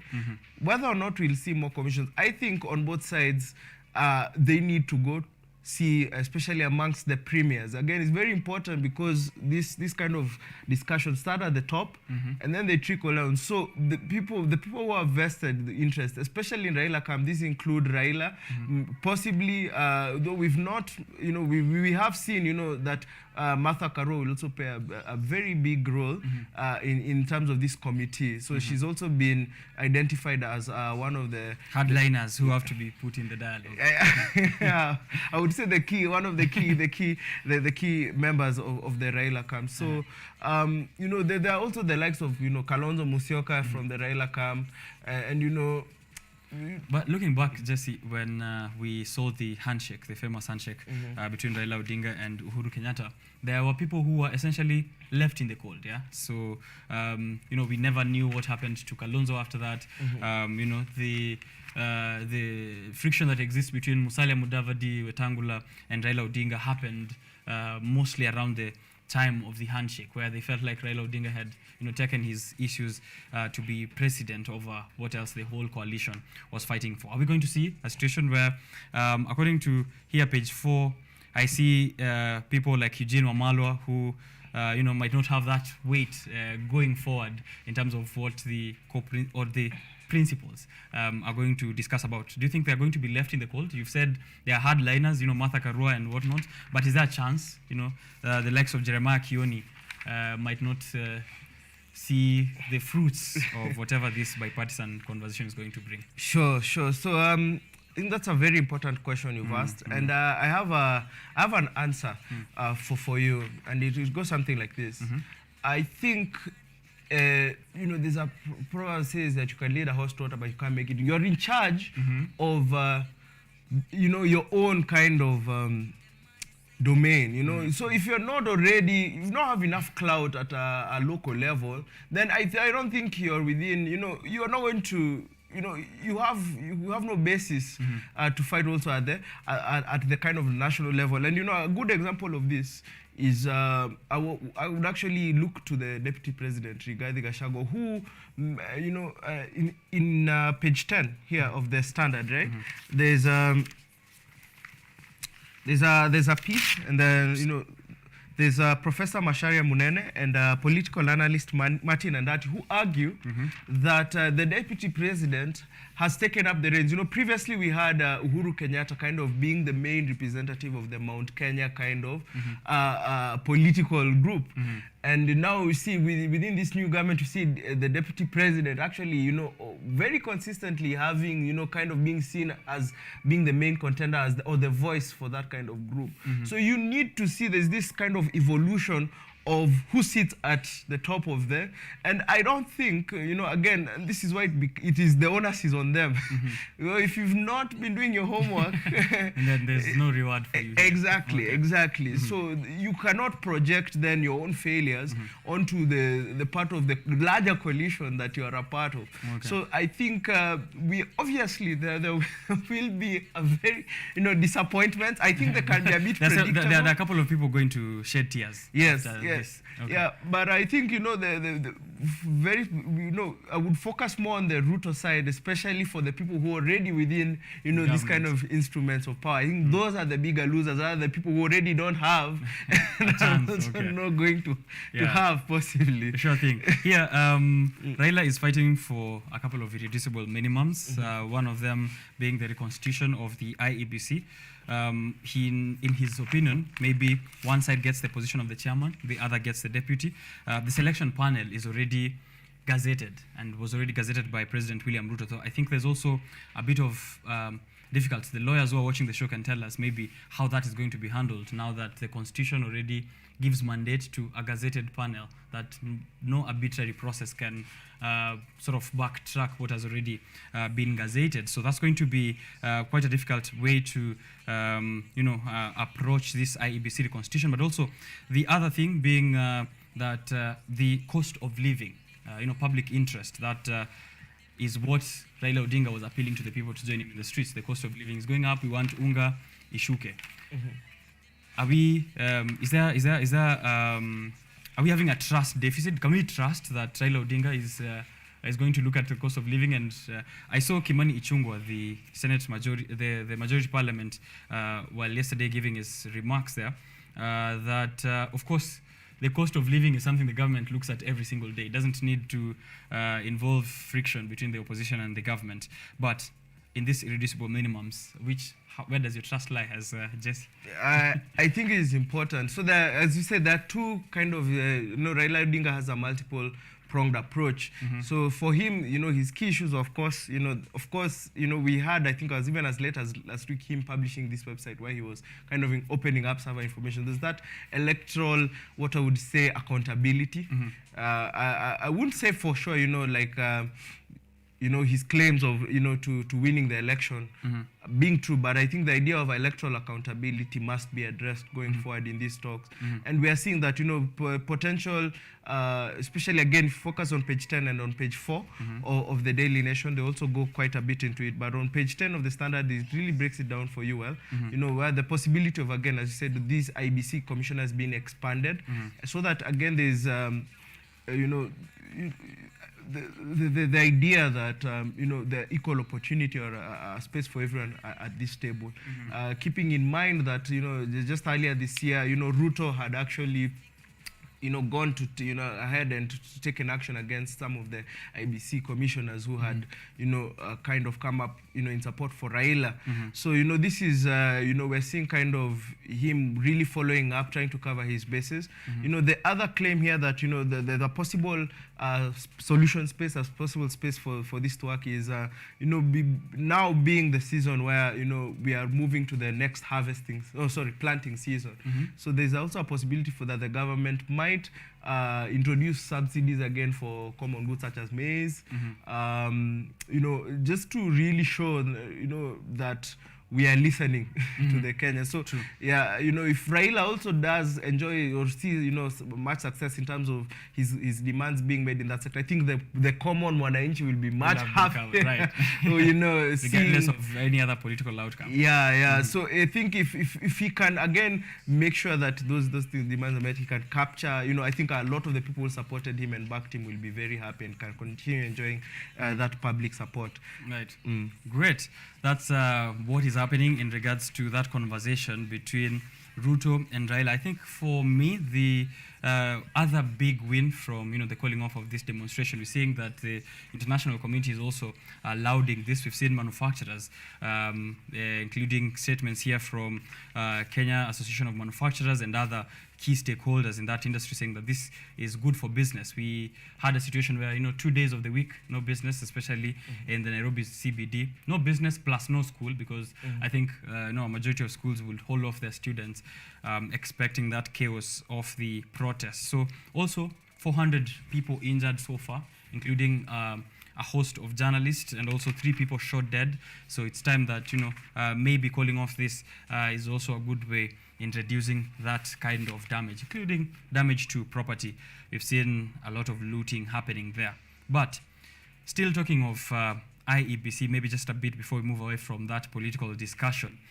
There's a book that's coming out from former IEBC chairman, Isaac Hassan, who's revealing how the former CEO, James Oswago, and his personal assistant led a media campaign to cast him as someone who did not have integrity while still held office. The book is out, so if you're interested in reading it, it's called A Referee of a Dirty, Ugly Game, which is a memoir that traces the life and times of that former chairperson of the IEBC. To close it off with IEBC as an independent, constitutionally constructed institution, we've had issues before. We still have issues. It's still a very big conversation. President William Ruto last year in August said that Chebukati was the hero of that election. But we can see that Raila Odinga does not agree. Previously, same thing with former IEBC chairperson Isaac Hassan. Before that, when it was double IEC, I think, with the Kivuitu. Yeah. Yes, and Raila Odinga has been pushing for that electoral reform. Could IEBC be a very big part of the problem that we are facing in these political tussles? Yeah, so I think the answer is yes. I think again, electoral accountability has been a very big pain point for democracy in our country. However, I think, especially reading about, Oswago, specifically like leaking this kind of media information, sensitive information to the media, and with the cases we've had of, even compromised, electoral officials, and it's a very good opportunity, again, for Raila and for Ruto to effect change. This we can imagine even without the kind of tense situation we have now, it might be a policy change that might have taken even longer. Maybe. So we are seeing possibly a process that might have taken years has been shortened to maybe even months. So this is a very good. I would say that there's a very good opportunity. Keyword being here, an opportunity. For there to be change effected. And the good thing is especially with elections being held regularly, these pain points can kind of be serviced, so that in this election we address this one particular issue of, for example, free and fair elections. Now that has become less and less of an issue, especially at the kind of you're looking at the the constituent level elections, and so we're seeing more accountability at even lower levels of election, let alone the presidential election. So there will be change. I foresee again a lot of changes to the way the elections will be conducted.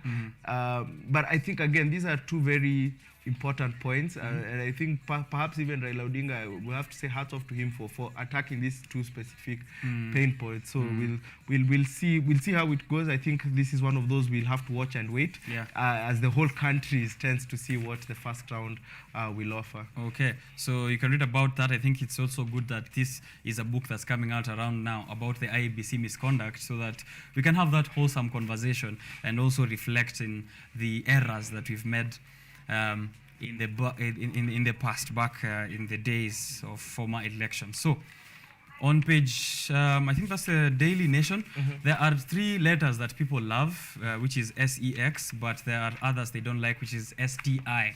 And on page 3, there is a story here on STIs that are resisting current treatment regimen. And I think you said this is an area you want us to take a look at. Examples of STIs are given there. The people who are infected with several of those globally at 82.4 million, and that's just for gonorrhea, and 7.1 million are the adults who are infected with syphilis globally.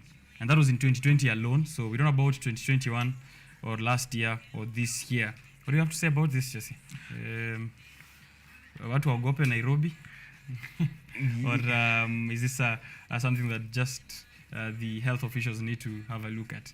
I think, I guess it cuts both ways. This is again very concerning statistics, especially when it comes to drug, resistance, meaning, there's faster spread, more of this stuff being out there. I think there's also, I've seen on the tabloids and digitally, like there's a lot of focus. I think Kenyans, especially on these lifestyle issues, there's a lot of awareness that has been raised, and hopefully it will be enough to prompt lifestyle changes. But we're also hoping that the healthcare sector will respond. We'll see more sensitization campaigns. We'll see an active effort by the state, by the responsible stakeholders to take care of the population. I think it's not enough to just shame people, into a better kind of lifestyle choices. We need also the facilities to take care of them.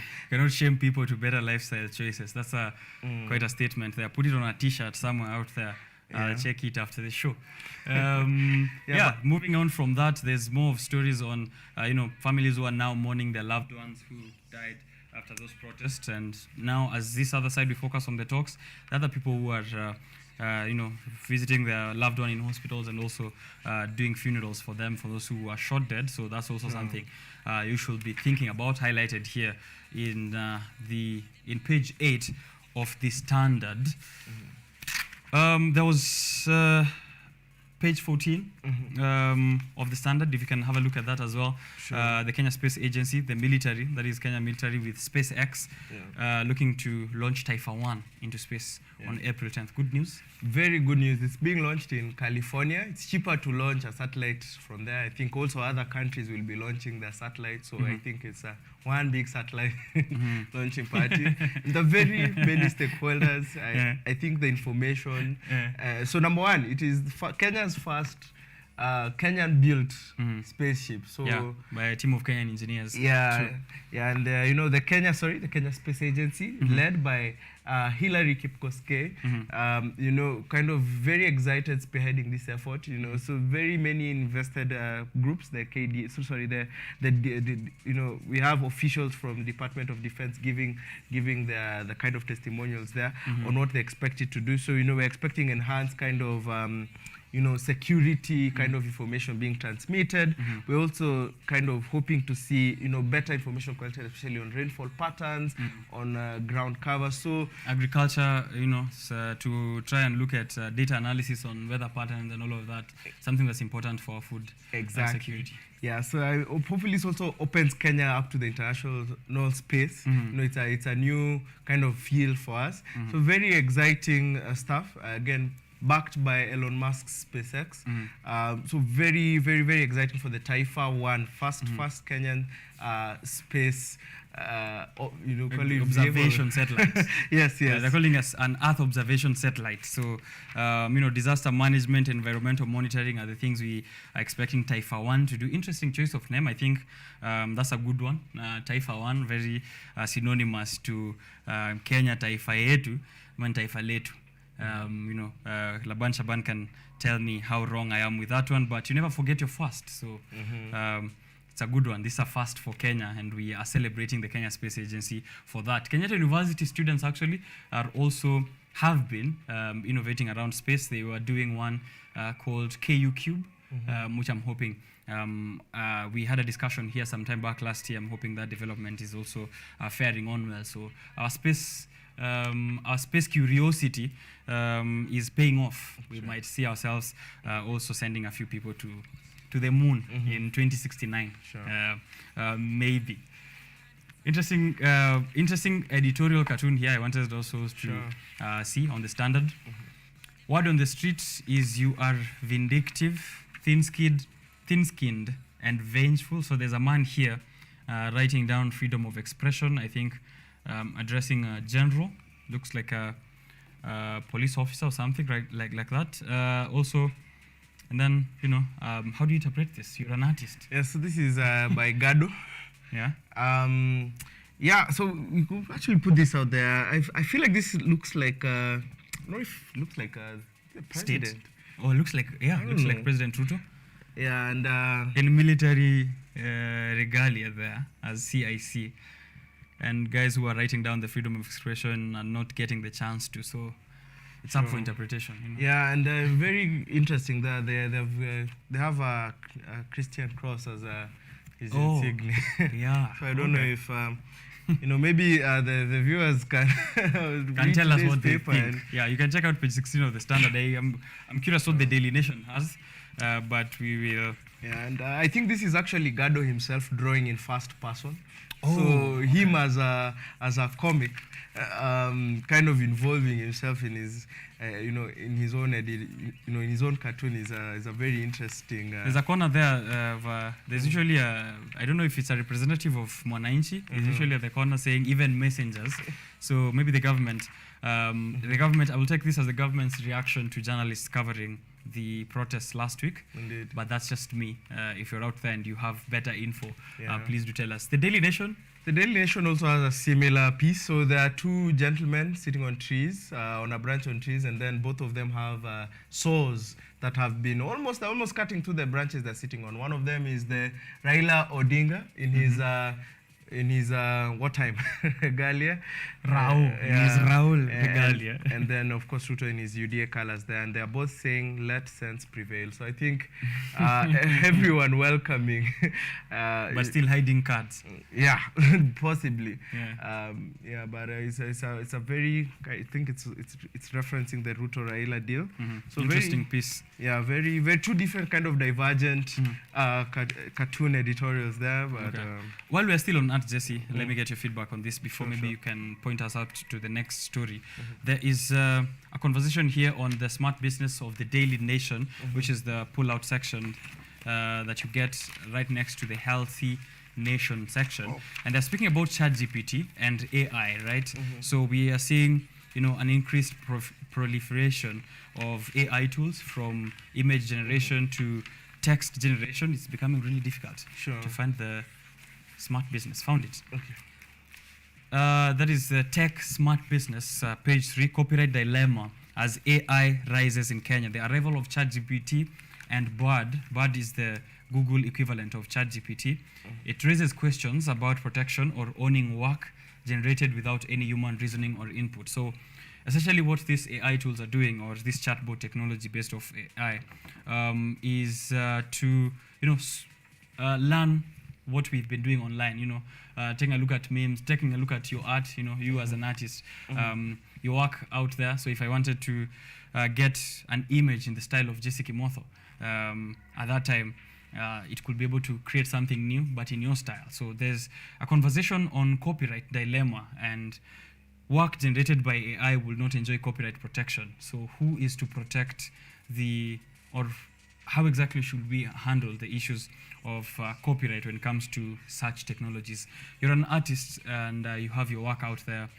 How would you, or how does this make you feel? Because this is a real and current situation. Sure. So I think it's a very nice hot take. AI is on everyone's lips these days, and I think it's important to note, there are very, at least as we understand the AI right now, there are fundamental kind of assumptions that we have. The first is we know that ChatGPT right now is being provided for free, and the assumption that we're running is that it becomes the work of, as I think the Vincent Odundo said, the prompt engineer. It becomes then the legal property of the prompt engineer. Okay. I would also argue and say I don't think that AI is encumbers or prevents copyright from taking effect as it should. I would actually argue that it provides an avenue for even more unique generations. Because the computer can permutate or can come up with even more or unique things and generations, whether it's text or images. Very recently in Kenya, we've had, I think, the most recent copyright kind of hot take that I've had was when the musician Nonini won a lawsuit. Yes. For 1 million shillings against Cyanix and the promoter Brian Mutinda, because they used his music without his permission. But you can imagine if they had instead gone to AI and envision the kind of music they want. Say they want a nice upbeat gengeton sound. Maybe they would have had, they would not have been the legal issues they're having now. Yeah. So usually, in fact, when it comes to copyright, it is unique ownership and thought that has been stolen from another person that usually is the kind of stuff that we see. Someone taking an image that you've made and trying to make money off of it. But even now, the skill flow now being reduced, it makes it easier. You don't even have to. It is easier to generate than to get from someone whose work, and therefore they've already put in. A very tough question I'm going to pose to you maybe as a closing, to hear your closing remark on that specific thought. How these AI tools are, created is that they are trained on data, right? They are fed thousands of images, hundreds of thousands of texts or images and all of that. It doesn't make you feel any type of way as an artist. Maybe your work has been used, as you've said there, Nonini asking, why are you using my music in your promotion? Here is OpenAI, which is sourcing my tweets, which is sourcing your art, and having it train a technology. Should that raise concern? Because creatives are saddened by the fact that their work is being used without them being given credit as well in the training process. I don't think so. And I can use an actual real life example to kind of talk about this. There's a startup called Summer Sauce, or formerly Summer Sauce. I think now it's known as Summer. I think with the proper use of AI, even from the training. So what Summer does is they train data and they use normal people, actually people with a very low skill flow who don't particularly know how to use technology well, and they train them on how to specifically train data. And what they have done is they've allowed someone who might have maybe had done something else, a rather kind of low entry job. So instead of going to Mjengo or instead of going somewhere, you can go sit in front of a computer at Summer Source, train data for Google, for another larger company, and earn money. And one thing that tech does really well is it helps you earn more. Kind of for less, by opening you up to this new income stream. So, you might see that, maybe they're earning more than they would have if they had gone out and right from there, and that's at the very bottom of the pyramid. That's the kind of behind the scenes. So check them out, Summer Source. And so what am I trying to say? AI can provide jobs at almost all levels. So if you're an academic writer, you can use ChatGPT to make your process faster. Exactly. So it's more about kind of finding the sweet spot. So they say the ones who survive at the end of the day are the ones who learn how to adapt. So it's a very interesting technology. Very excited to see what it can do for us as Kenyans. All right, you can check that out, the Smart Tech business section, Tech Smart business section of the Daily Nation, and then you can get to read a piece there written by Caroline Wanjugu. Anything else, Jesse, you think I might be leaving out? Yeah, you can take a look at the sports section in yeah, sure. In the Daily. This is the Standard again. Very good stuff from the Standard today. But a lot of things happened over the weekend. Coaches have been fired from the Premier League, from certain Premier League teams. Chelsea have lost their coach. Tottenham, we lost our coach around last week. We also lost our managing director. Manchester United lost their game. Everyone's losing something this period. And of course, there's some local games that you can kind of follow on the school. These are actually school games, so very tragic that even the Pwani University branch, Babas that had crashed, was actually heading to Eldoret for the university student games. So I think this is the secondary school games, however. That are being played are in effect. So feel free to follow them up. I used to play handball in high school. I was a very good left winger. I'm left-handed, so they would never see. They never see you coming. Yes. So what happened to that? What happened to that dream? I decided to become a newspaper review at KTV instead. Yeah, at least they see you coming here on the show. But thank you very much. I don't know if there's another interesting story that you might left out, but for the viewers, if you have a headline out there, maybe just a little bit on the business daily as we wrap up, Jesse. Sure. Mostly the top business story today is highlighting on the several appointments that are being revoked by President William Ruto and the ones that he is instituting. We already saw that happening over at Safaricom, where the board chairperson of that telecommunication firm, John Ngumi, was replaced by lawyer Adil Kawaja. And we are seeing that also in KCB Group, where President William Ruto is sort of putting in his own people and revoking those appointments that were made by Uhuru Kenyatta. I don't think I can fault this one. I mean, new ship, new captain, let him choose his team. Yes. And of course, I think the important thing is these are technocrats who are already experienced at what they do. I think even with the changes made, it's nothing too alarming happening. So I think we're just waiting for the dust to settle down on these new political appointments.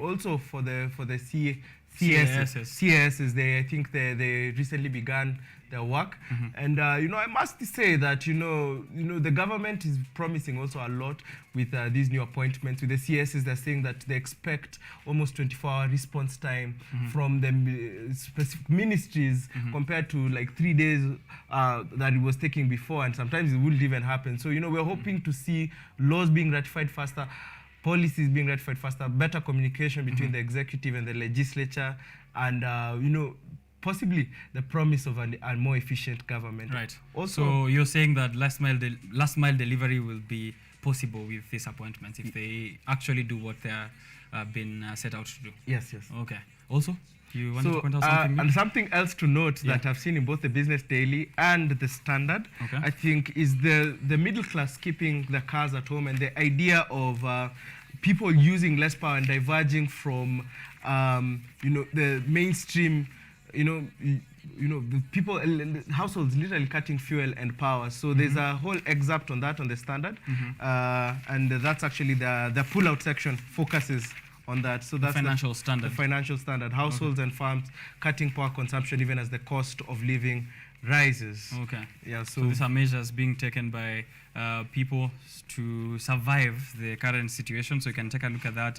On the Business Daily, they're saying fuel consumption in Kenya, excluding the pandemic year, has fallen for the first time since 2017, pointing out to that softening economy amid the record high prices and reduced vehicle sales by formal dealers. Maybe to follow that up with the statistics here of jobless Kenyans that I already talked about in the show, 2.97 million, that is as of December last year, is the number of Kenyans without jobs. And this number keeps on going up as the economy is shedding more jobs after the general elections of last year. I don't know, Jesse, do you have something positive to say to this regard? I think just some key statistics that we must know. That's a 2.7% increase. And then another thing worth noting that the Business Daily points out is that a huge number of these people are youth under the age of 29. Right. Actually, 1.5 million of them. Of these. So it maybe ties in very well with what our first speaker said. It was kind of, the idea of trying to, to find, career placement and career advancement even as a young, as a youth and as a young man is very important to consider in this kind of economy. So, if I was a viewer, I would recap back to the first part of Biashara Tuesday today and see how to handle this situation. Exactly. Yeah. So if you missed that conversation we had with Samuel Ouma earlier on the economic crisis, the youth unemployment,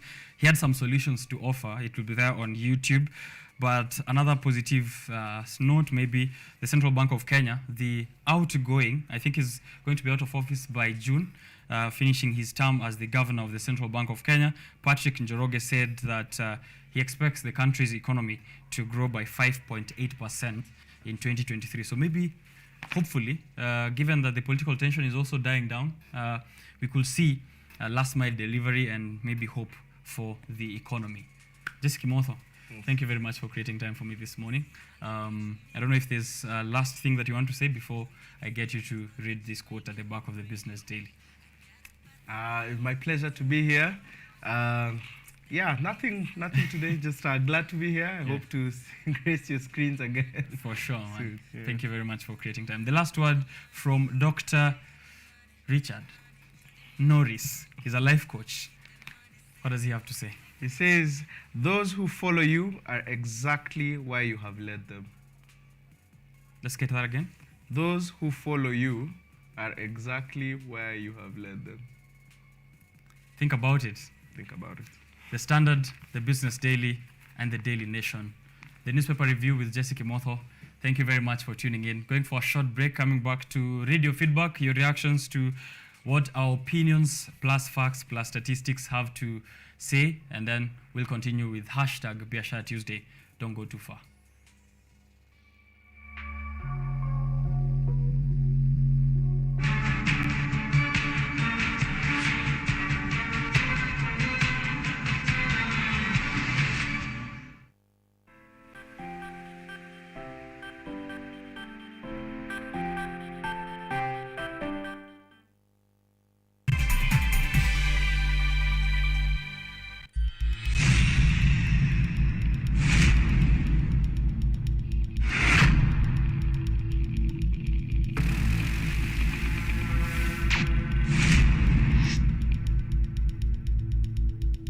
Tunakula usiku, tuachane na break kwanza, tuende lunch. Chapo.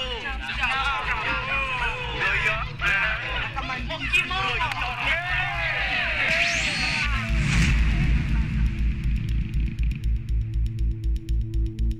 Rasha piga shada kuna giza, sikinai tujinai siweke story. Kata maji pia shada liko na sio nikosa msupo si stress, kama rende kisha basi nipe. Najua ni nini.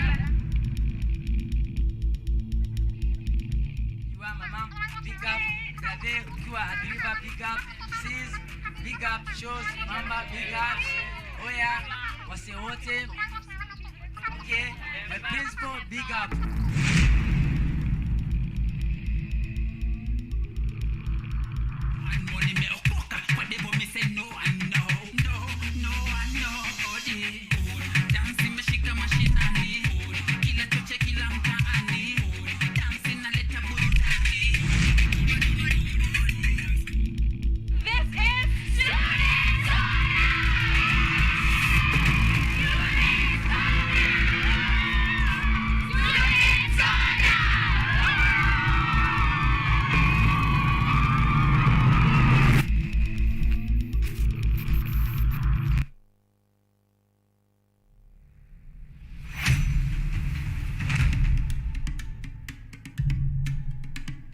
Kipindi hewani ni mitindo ya kipwani. Kama ilivyo kipindi hiki kinahusu nyimbo za tarab, chakacha, midwara, midundiko, bila kusahau mapishi. Ambao ndio uti wa mgongo wa pwani ya Afrika Mashariki. Jamani swahibu zangu mliopo maskani, hatuonani wenzangu, najua mwanitamani. Hapa KUTV, nahodha mwendesha chombo cha baharini, yani ua linalunukia na kuvutia waridi tamu.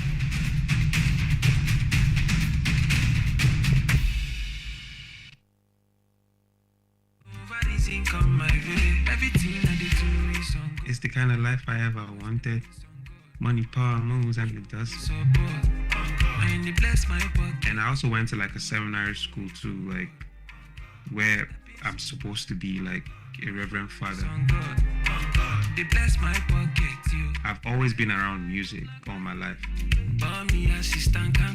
Yeah, I mean, it's up to every artist to know what motivates them. I saw you with the content, tell me nonsense. Say we no get him, memo take the content. God. Check my watch, you go see na God's timing.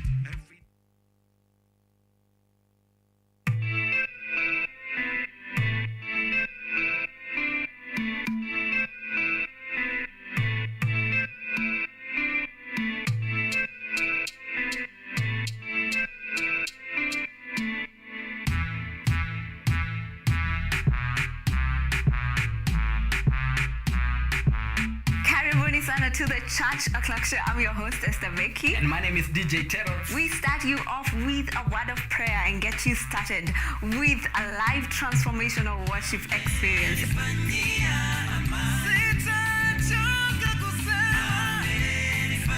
And have our minds renewed by the word of God on the word segment. And not forgetting new music za hii wiki, yani ndakuwa bado nawapatia pale wasanii wamekuwa kiwakali.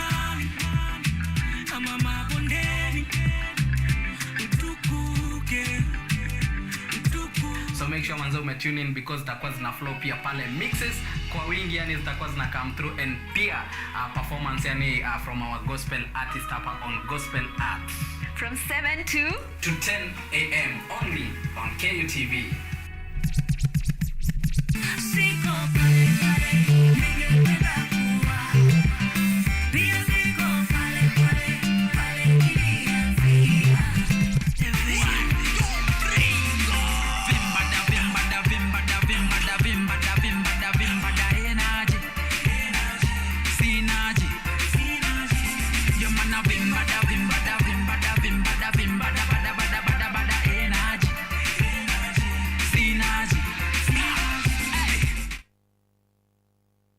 Focus on Health is a show that creates awareness on matters health and informs you on various diseases, their causes, treatment, prevention, coping, and support.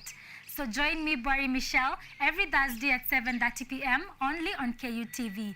You can also follow us on our social media platforms at KUTV Focus on Health on Facebook and also on YouTube, and Health Focus on Instagram, because your health is your wealth. Stay safe and stay healthy.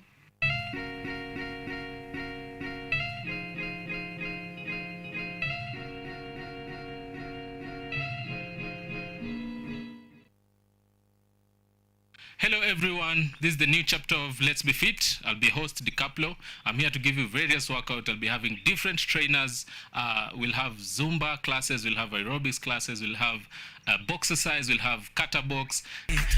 The show comes every Thursday from 6:30 a.m. to 7 a.m. Keep it locked, make sure we keep fit, and that's it from me to you.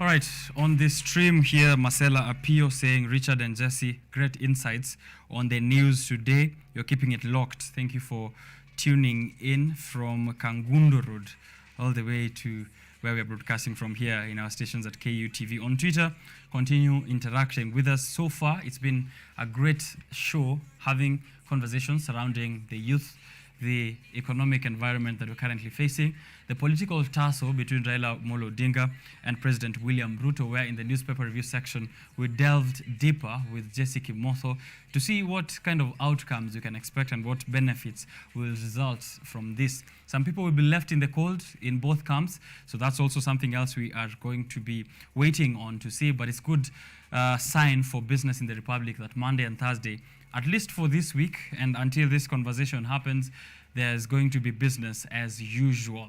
Earlier on, Samuel Ouma, he's a political enthusiast and also an entrepreneur. He was here to give us his insights also on the economic situation and also youth unemployment and how we can upskill and find opportunities within us even as we try and hold the government to account. So that came to you, and if you missed it, remember it will be there on YouTube. Samuel Ouma is the CEO at Bluespace with over 3 years of experience in risk analysis for firms and startups. So if you are a firm or a business or a startup that needs risk assessment and risk analysis, Samuel Ouma was here with us, and you can check out his interview to see that. Later, we discussed the power of the present and also the issues of mental health. A mental health advocate himself and also a law student over at Queer, Alan Kuchwa, was here with us. He has 4 books out, including Induction for Prefects in High School. So if you're a high school student or a high school stakeholder watching, you can reach out to Alan Kuchwa at Mother of Reason, where he's taking a look at issues of mental health. And it's important, including for businesses who want to keep a cool head in the economic situation that businesses have been thrown into. I'm going now to see the stories that are making the headlines, the KUTV news updates coming to you from Rise today. They had hitting headlines locally and also globally, and then we can see how that is affecting business. Don't go too far.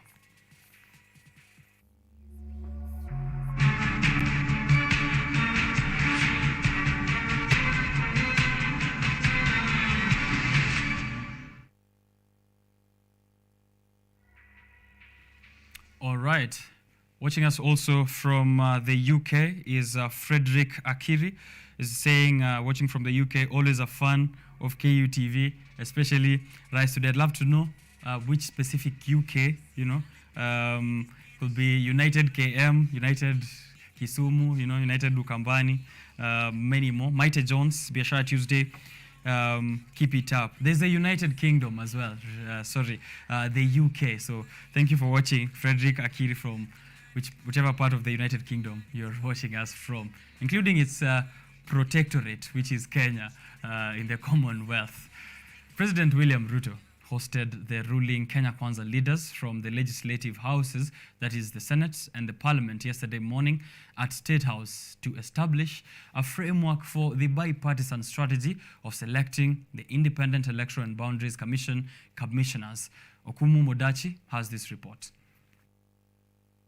Barely 24 hours after a press statement that resulted to a ceasefire from the political tension the country has witnessed in the recent past, President William Ruto now looks to quell further the skirmishes, beginning with a meeting with the leaders of parliament. The president asked the parliamentary leadership led by National Assembly Majority Leader Kimani Ichung'wah and his Senate counterpart Arun Cheruyot to consider his proposal for a bipartisan approach to address the issues raised by the opposition. The head of state further affirmed his belief on parliamentary approach to resolve the Azimio demand, stating that, and I quote, "We are convinced the issues shall be conclusively handled by Parliament in order to allow us focus on our economic transformation program." This trajectory was arrived at by the President yesterday after a 2-week Monday and Thursday former Prime Minister Odinga-led anti-government protest that left some dead, several people injured, and disruption of businesses in the Kenya's capital, Nairobi, with the bone of contention being high cost of living and reconstitution of IBC, among other issues. President Ruto and the opposition chief Raila Odinga, in their respective address to the nation on Sunday evening, agreed on having a dialogue and finding a common ground to the Azimio demands. Kumu Modaki for KUTV, Nairobi. Following that, various leaders across the country have lauded President William Ruto and opposition leader Raila Odinga for choosing to hold dialogue and putting the interests of Kenyan citizens at the front. The leaders say the decision to have dialogue is a necessary milestone for peace restoration in the country. Azimio leader Raila Odinga yesterday called off the anti-governmental protests which have been going on for 2 weeks across the country. Raila's decision came after the president called for the opposition to stop the protests in order to pave way for a dialogue. It is in this context that we make this counter-offer to Hon. Ruto's call for dialogue. I urge my brother Raila Odinga and the opposition to call off the demonstrations and to give this bipartisan approach a chance for us to take the country forward. Following the agreement by the opposition leader and the president, different leaders have applauded the two for what they termed as statesmanship and patriotism. The U.S. ambassador to Kenya, Meg Whitman, while commending the two leaders, said that, and I quote, "Welcome the agreement by President Ruto and former Prime Minister Raila Odinga to establish a bipartisan process to find solution to benefit all Kenyans." End of quote. Deputy President Rigathi Gachagua on his part noted in part, "I salute Raila Odinga for calling off demonstrations and violence and choosing to pursue his issues in parliament," quote unquote. Other leaders including Kirinyaga Governor Anne Waiguru, Eugene Wamalwa, Cleophas Malala and Millicent Omanga also commended Odinga and the president, citing the decision as the best for Kenyans. In what was termed as creating an enabling environment for peace between the accused persons and the state, the Director of Public Prosecution Nurdin Haji also dropped the charges levied against the Azimio leaders including Opiyo Wandayi, Stewart Mazayo among others who were arrested during the protests. In relation to the peaceful dialogue, the president today met with the Senate and the Parliament to discuss strategies to solve the issues raised by the opposition. Ruth Wanjiru, KU TV. As a result, business in the Nairobi CBD went back to normal yesterday after Azimio leader Raila Odinga called off the weekly protests to allow for dialogue in order to address the key issues the opposition raised, including the high cost of living. The traders are, however, calling on the two leaders to reach an understanding in order to avert more losses, especially in their businesses. Businesses in the Nairobi CBD was back to normalcy after 2 weeks of being paralyzed by protests that had been organized by the opposition side Azimio la Umoja. However, a spot check by KUTV found out that despite the resumption of businesses as usual, sales being recorded by business owners are still low in what they say could be as a result of tension.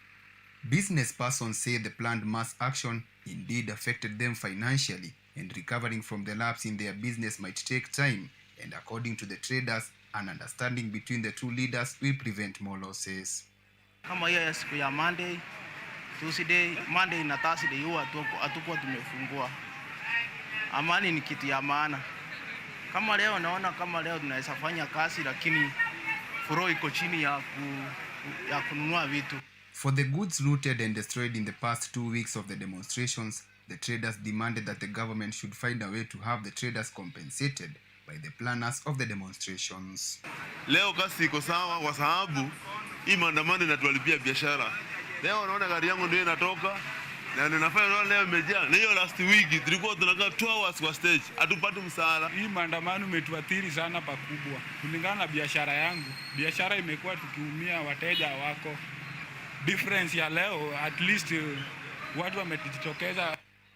In Migori County, business owners also stated that their businesses were greatly affected by the weekly demonstration, but they were hopeful that things will get back to normalcy. Sisi kama wanabiashara tulikuwa tunaumia kwa sababu biashara ilikuwa imerudi chini, pesa ilikuwa kuna, vitu zilikuwa zinaharibika. Lakini sasa natusikia hata Jacob Skurani kwa sababu yeye pia amekubali wito ya rais ili wakae chini wajadiliane. Following Azimio la Umoja leader Raila Odinga's statement calling off the planned mass action and giving the government a chance for a dialogue. Business owners in Nairobi have expressed their joy for their businesses will now go on as usual. However, the business owners have requested the two leaders to come together to unite the country. Edward Nyamu, KUTV, Nairobi. Thank you very much, Edward Nyamu, for that report from the CBD. Now, going to matters of education and health. Mukumu Girls High School has been shut down by public health officers following the death of 2 students after a diarrhea outbreak at the school.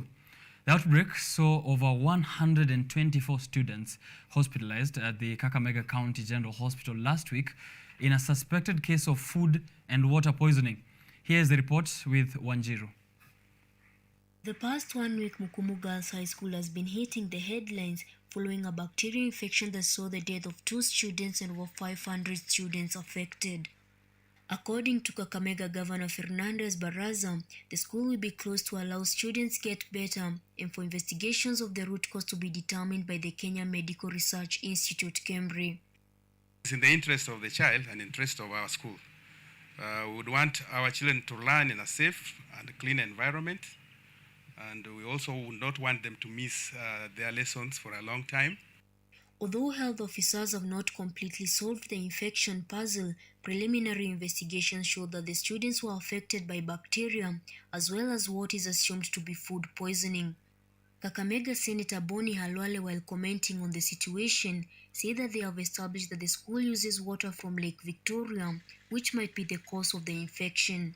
The senator also blamed the past administration for failing to deal with the infection the last time it occurred. Investigated the issue last year, made findings, made recommendations, but those findings were not acted upon, and this is why this has recurred. This is not the first time the school is facing an infection outbreak, as last year 2 students lost their life to what the doctors termed as a cholera infection. About 25 students are still receiving treatment at the Kakamega General Hospital, with one of them critically ill in the intensive care unit. Ruth Wanjiru for KU TV. Condolences to the family of those students who lost their lives, and also quick recovery to the ones in Kakamega County Hospital. Take care. It's a rainy season, so it's important that you take care of what you're eating and how it's washed and what kind of water has been used. Elsewhere, President William Ruto has asked Africa to make concerted efforts to win the war on climate change, noting that the continent is disproportionately affected by its adverse impacts. The president said this during the Greening Judiciaries in Africa Regional Symposium, and this happened at Safari Park Hotel in Nairobi yesterday. While addressing the attendees of the 3rd Regional Symposium on Greening Judiciaries in Africa at Safari Park Hotel in Nairobi today, President William Ruto's major concern was efforts to battle the climate change in the Africa continent. The looming climate disaster is particularly tragic for Africa, which is entering a new, promising era of peace and prosperity as the continent of the future.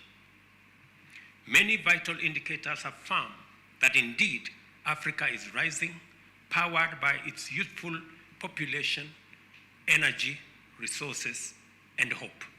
The president said that the institutional reconfigurations and economic resets emanating from this change will install Africa as the world's green economic superpower, at the same time noting that Africa is focused on tackling poverty and inequality, that path of pollution is not an option.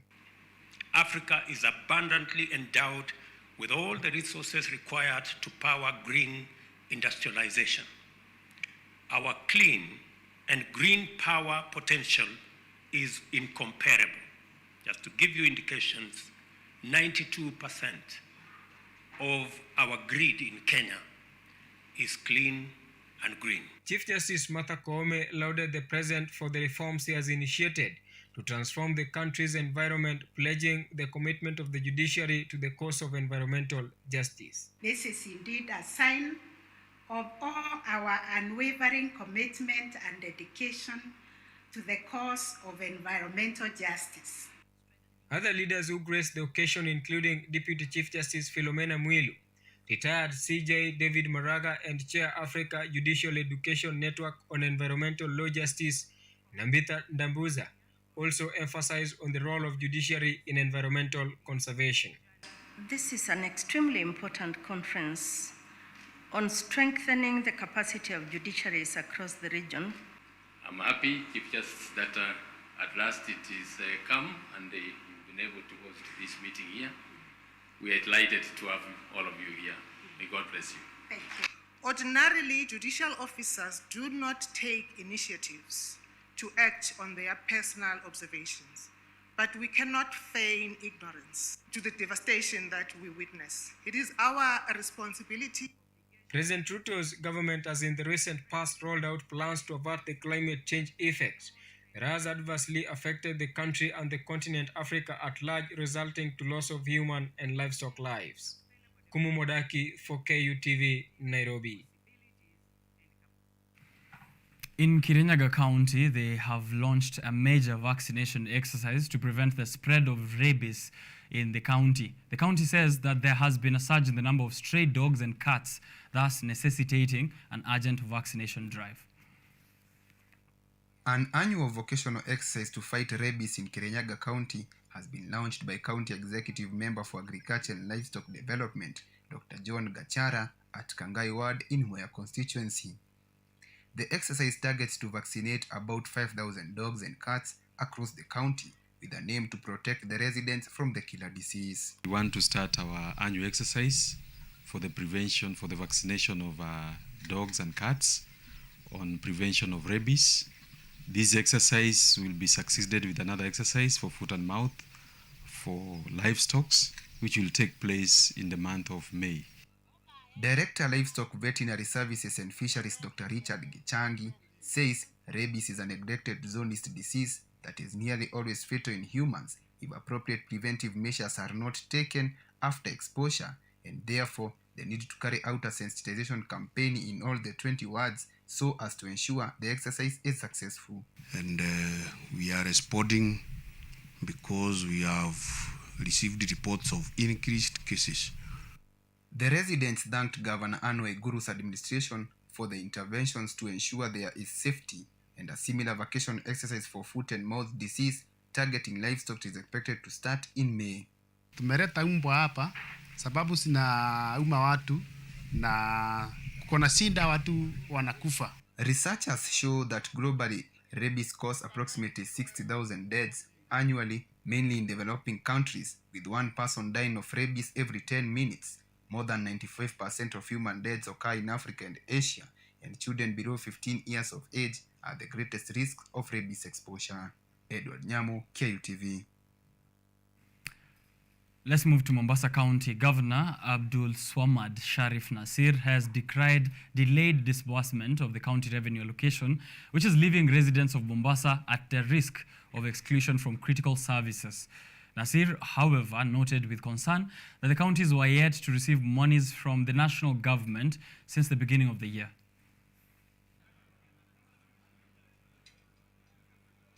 As we begin the month of April, this will be the fourth month we have not received any funding from the national government. This is according to Mombasa County Governor Abdul Swamad Sharif Nasir during an iftar fundraising dinner for the construction of mosque and madrasa for Jomvu community. Haiwezekani kaunti ziweze kuenda miezi 4 bila pesa. La kwanza, la pili, tunasikia kwa pesa zililiwa pale. Hata sisi hapa tunaenda bila fedha miezi 4, lakini tunalipa bili za taa, tunalipa mishahara, tunalipa stima, tunalipa petroli. According to the governor, this leaves the residents of Mombasa County at risk of exclusion from critical services. Sharif Nasir has, however, said they have strived to ensure service delivery to Mombasa people using the little revenue collected. Uongozi si lawama, uongozi ni kuchukua jukumu na kuweza kutatua. Na lazima tuongee. Serikali kuu isiwe katika mstari wa mbele kuua ugatuzi. Last December, Mombasa County signed a memorandum of understanding with the Kenya Commercial Bank to help them deal with the issue of salary delays after a series of protests from county staff demanding full pay.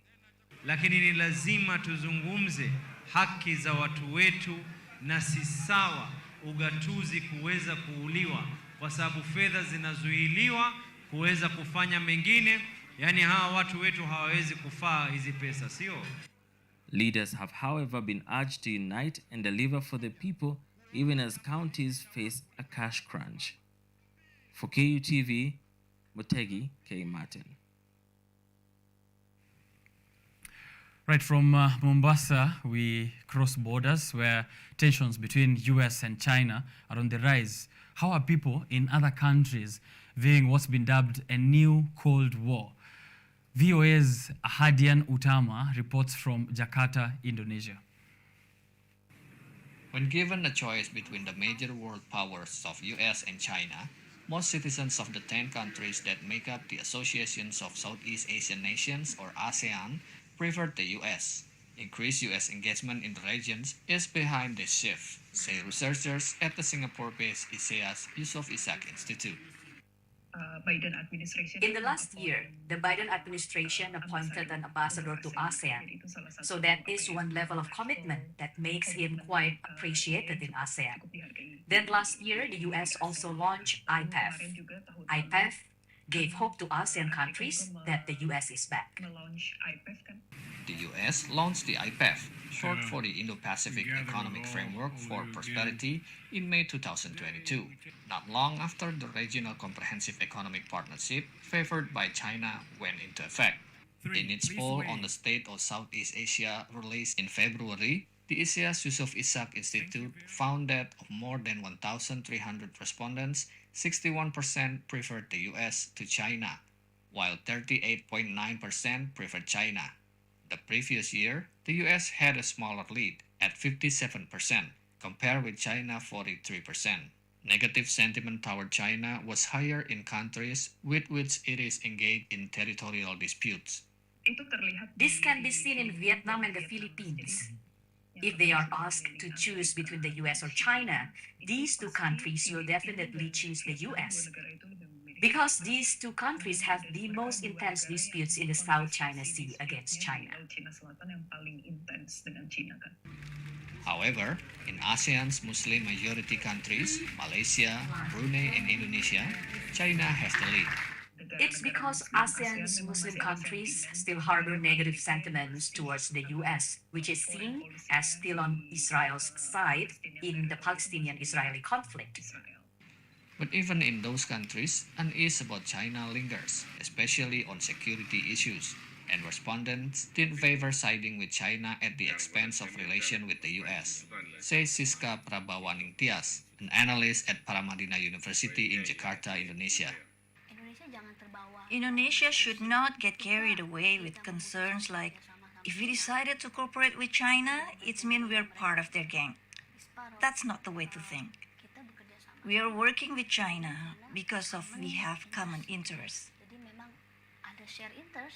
Beside the US and China rivalry, this year's ISEAS Yusof Ishak Institute survey also measures Southeast Asians' view on the Russian invasions of Ukraine, which most respondents condemn.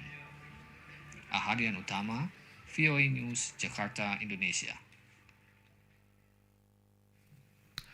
Zimbabweans in the agriculture sector are dealing with rising fertilizer costs and poor rainfalls due to climate change. Now, some are turning to organic farming and conservation agriculture to make ends meet, and officials say they're making progress against the odds. Columbus Mavunga has more from Mashava, one of Zimbabwe's most drought-prone districts. Zimbabwe farmer Nelson Mudzingwa says he hasn't used non-organic fertilizers for his trees and plants for 10 years. Instead, he depends on animal manure and dead leaves to fertilize the soil for his crops and fruit trees. He says sustainable farming that works with nature, known as agroecology, is cheaper, and that's not all. We need to save our soils. The soils are very important for us because they produce food for us. and they must be fed, and they must continue to live, not to die as a result of our intervention. We will not need to poison ourselves.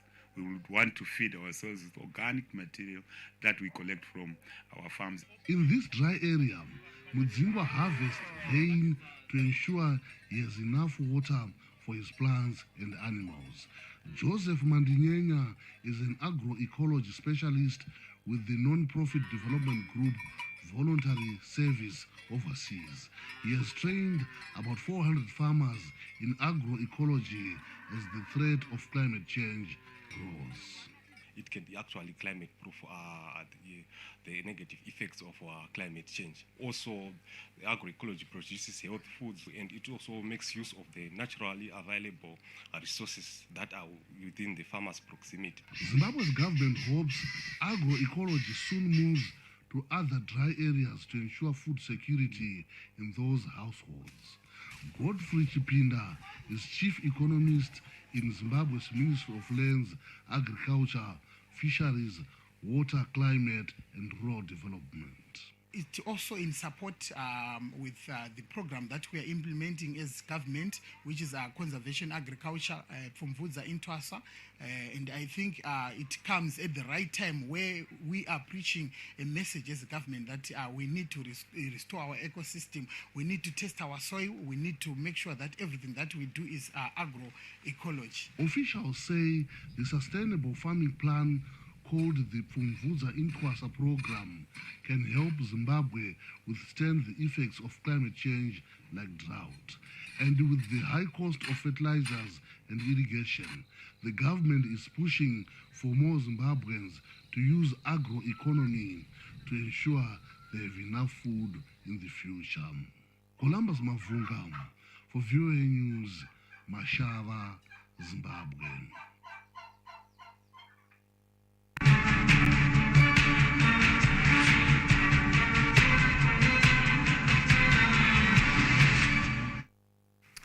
All right, and that brings us to the end of the updates here on KUTV Rise Today. Remember to follow the rest of the broadcasting at KUTV Primetime News, 9 p.m. and also Mizizi ya Habari, which comes to you earlier on a Swahili version at 6:30 p.m. Thank you for creating time for us this morning. I am glad to have read all this feedback from all of you guys. And maybe just lastly to mention a few people who did send in a comment. Ashley Asachi, good morning, OKENYE. I have loved the conversation between Jesse Kimotho and you. I'm tuned in from home here along Ngong Road. So that conversation that has been a good one for Ashley Asachi was the newspaper review, where I was sitting down with Jesse Kimotho to look at the various developments. Earlier on, we had a discussion on mental health, and before that, the youth economic crisis, the state of joblessness, and the HELB crisis that is facing comrades across campuses. You can catch all of these conversations on YouTube later on. Na pia utuambie what maoni yako are like, because these are continuous engagements that we are having. On Twitter, I saw Joseph Keys sending in his last comment saying that the president and Azimio leader have done the country proud by agreeing to resolve issues. I hope the legislature will play its part in the quest to achieve national cohesion. I started earlier by reading an opinion piece that was there in the opening statement of an opinion piece by one Macharia Gaido, who's also a political analyst here at the Daily Nation. Maybe just to read the last comment as well from there. You can check this out on page 16 of today's Daily Nation. He says that if the two principal protagonists do not see the need for expansion of dialogue, the people of Kenya can and must step forward and initiate an inclusive process. Civil societies, religious groups, trade unions, professional associations, business lobbies, academics, the media, community and organization, and others who want a national dialogue beyond political horse trading will be critical in this regard. Think about that. As we meet again next week on Tuesday, I'll get to know what your thoughts are. But remember, KUTV Rise Today also does Monday Art and Culture. Some bit of art, some bit of culture, a bit of entertainment as well on that day with Karen Blessing. And then we're back here to do business and serious economic issues on Biashara Tuesday. Engage me across all platforms. My handle is at Richard_OKENYE. Until then, if you want to have breakfast in bed, sleep in the kitchen. I'll see you.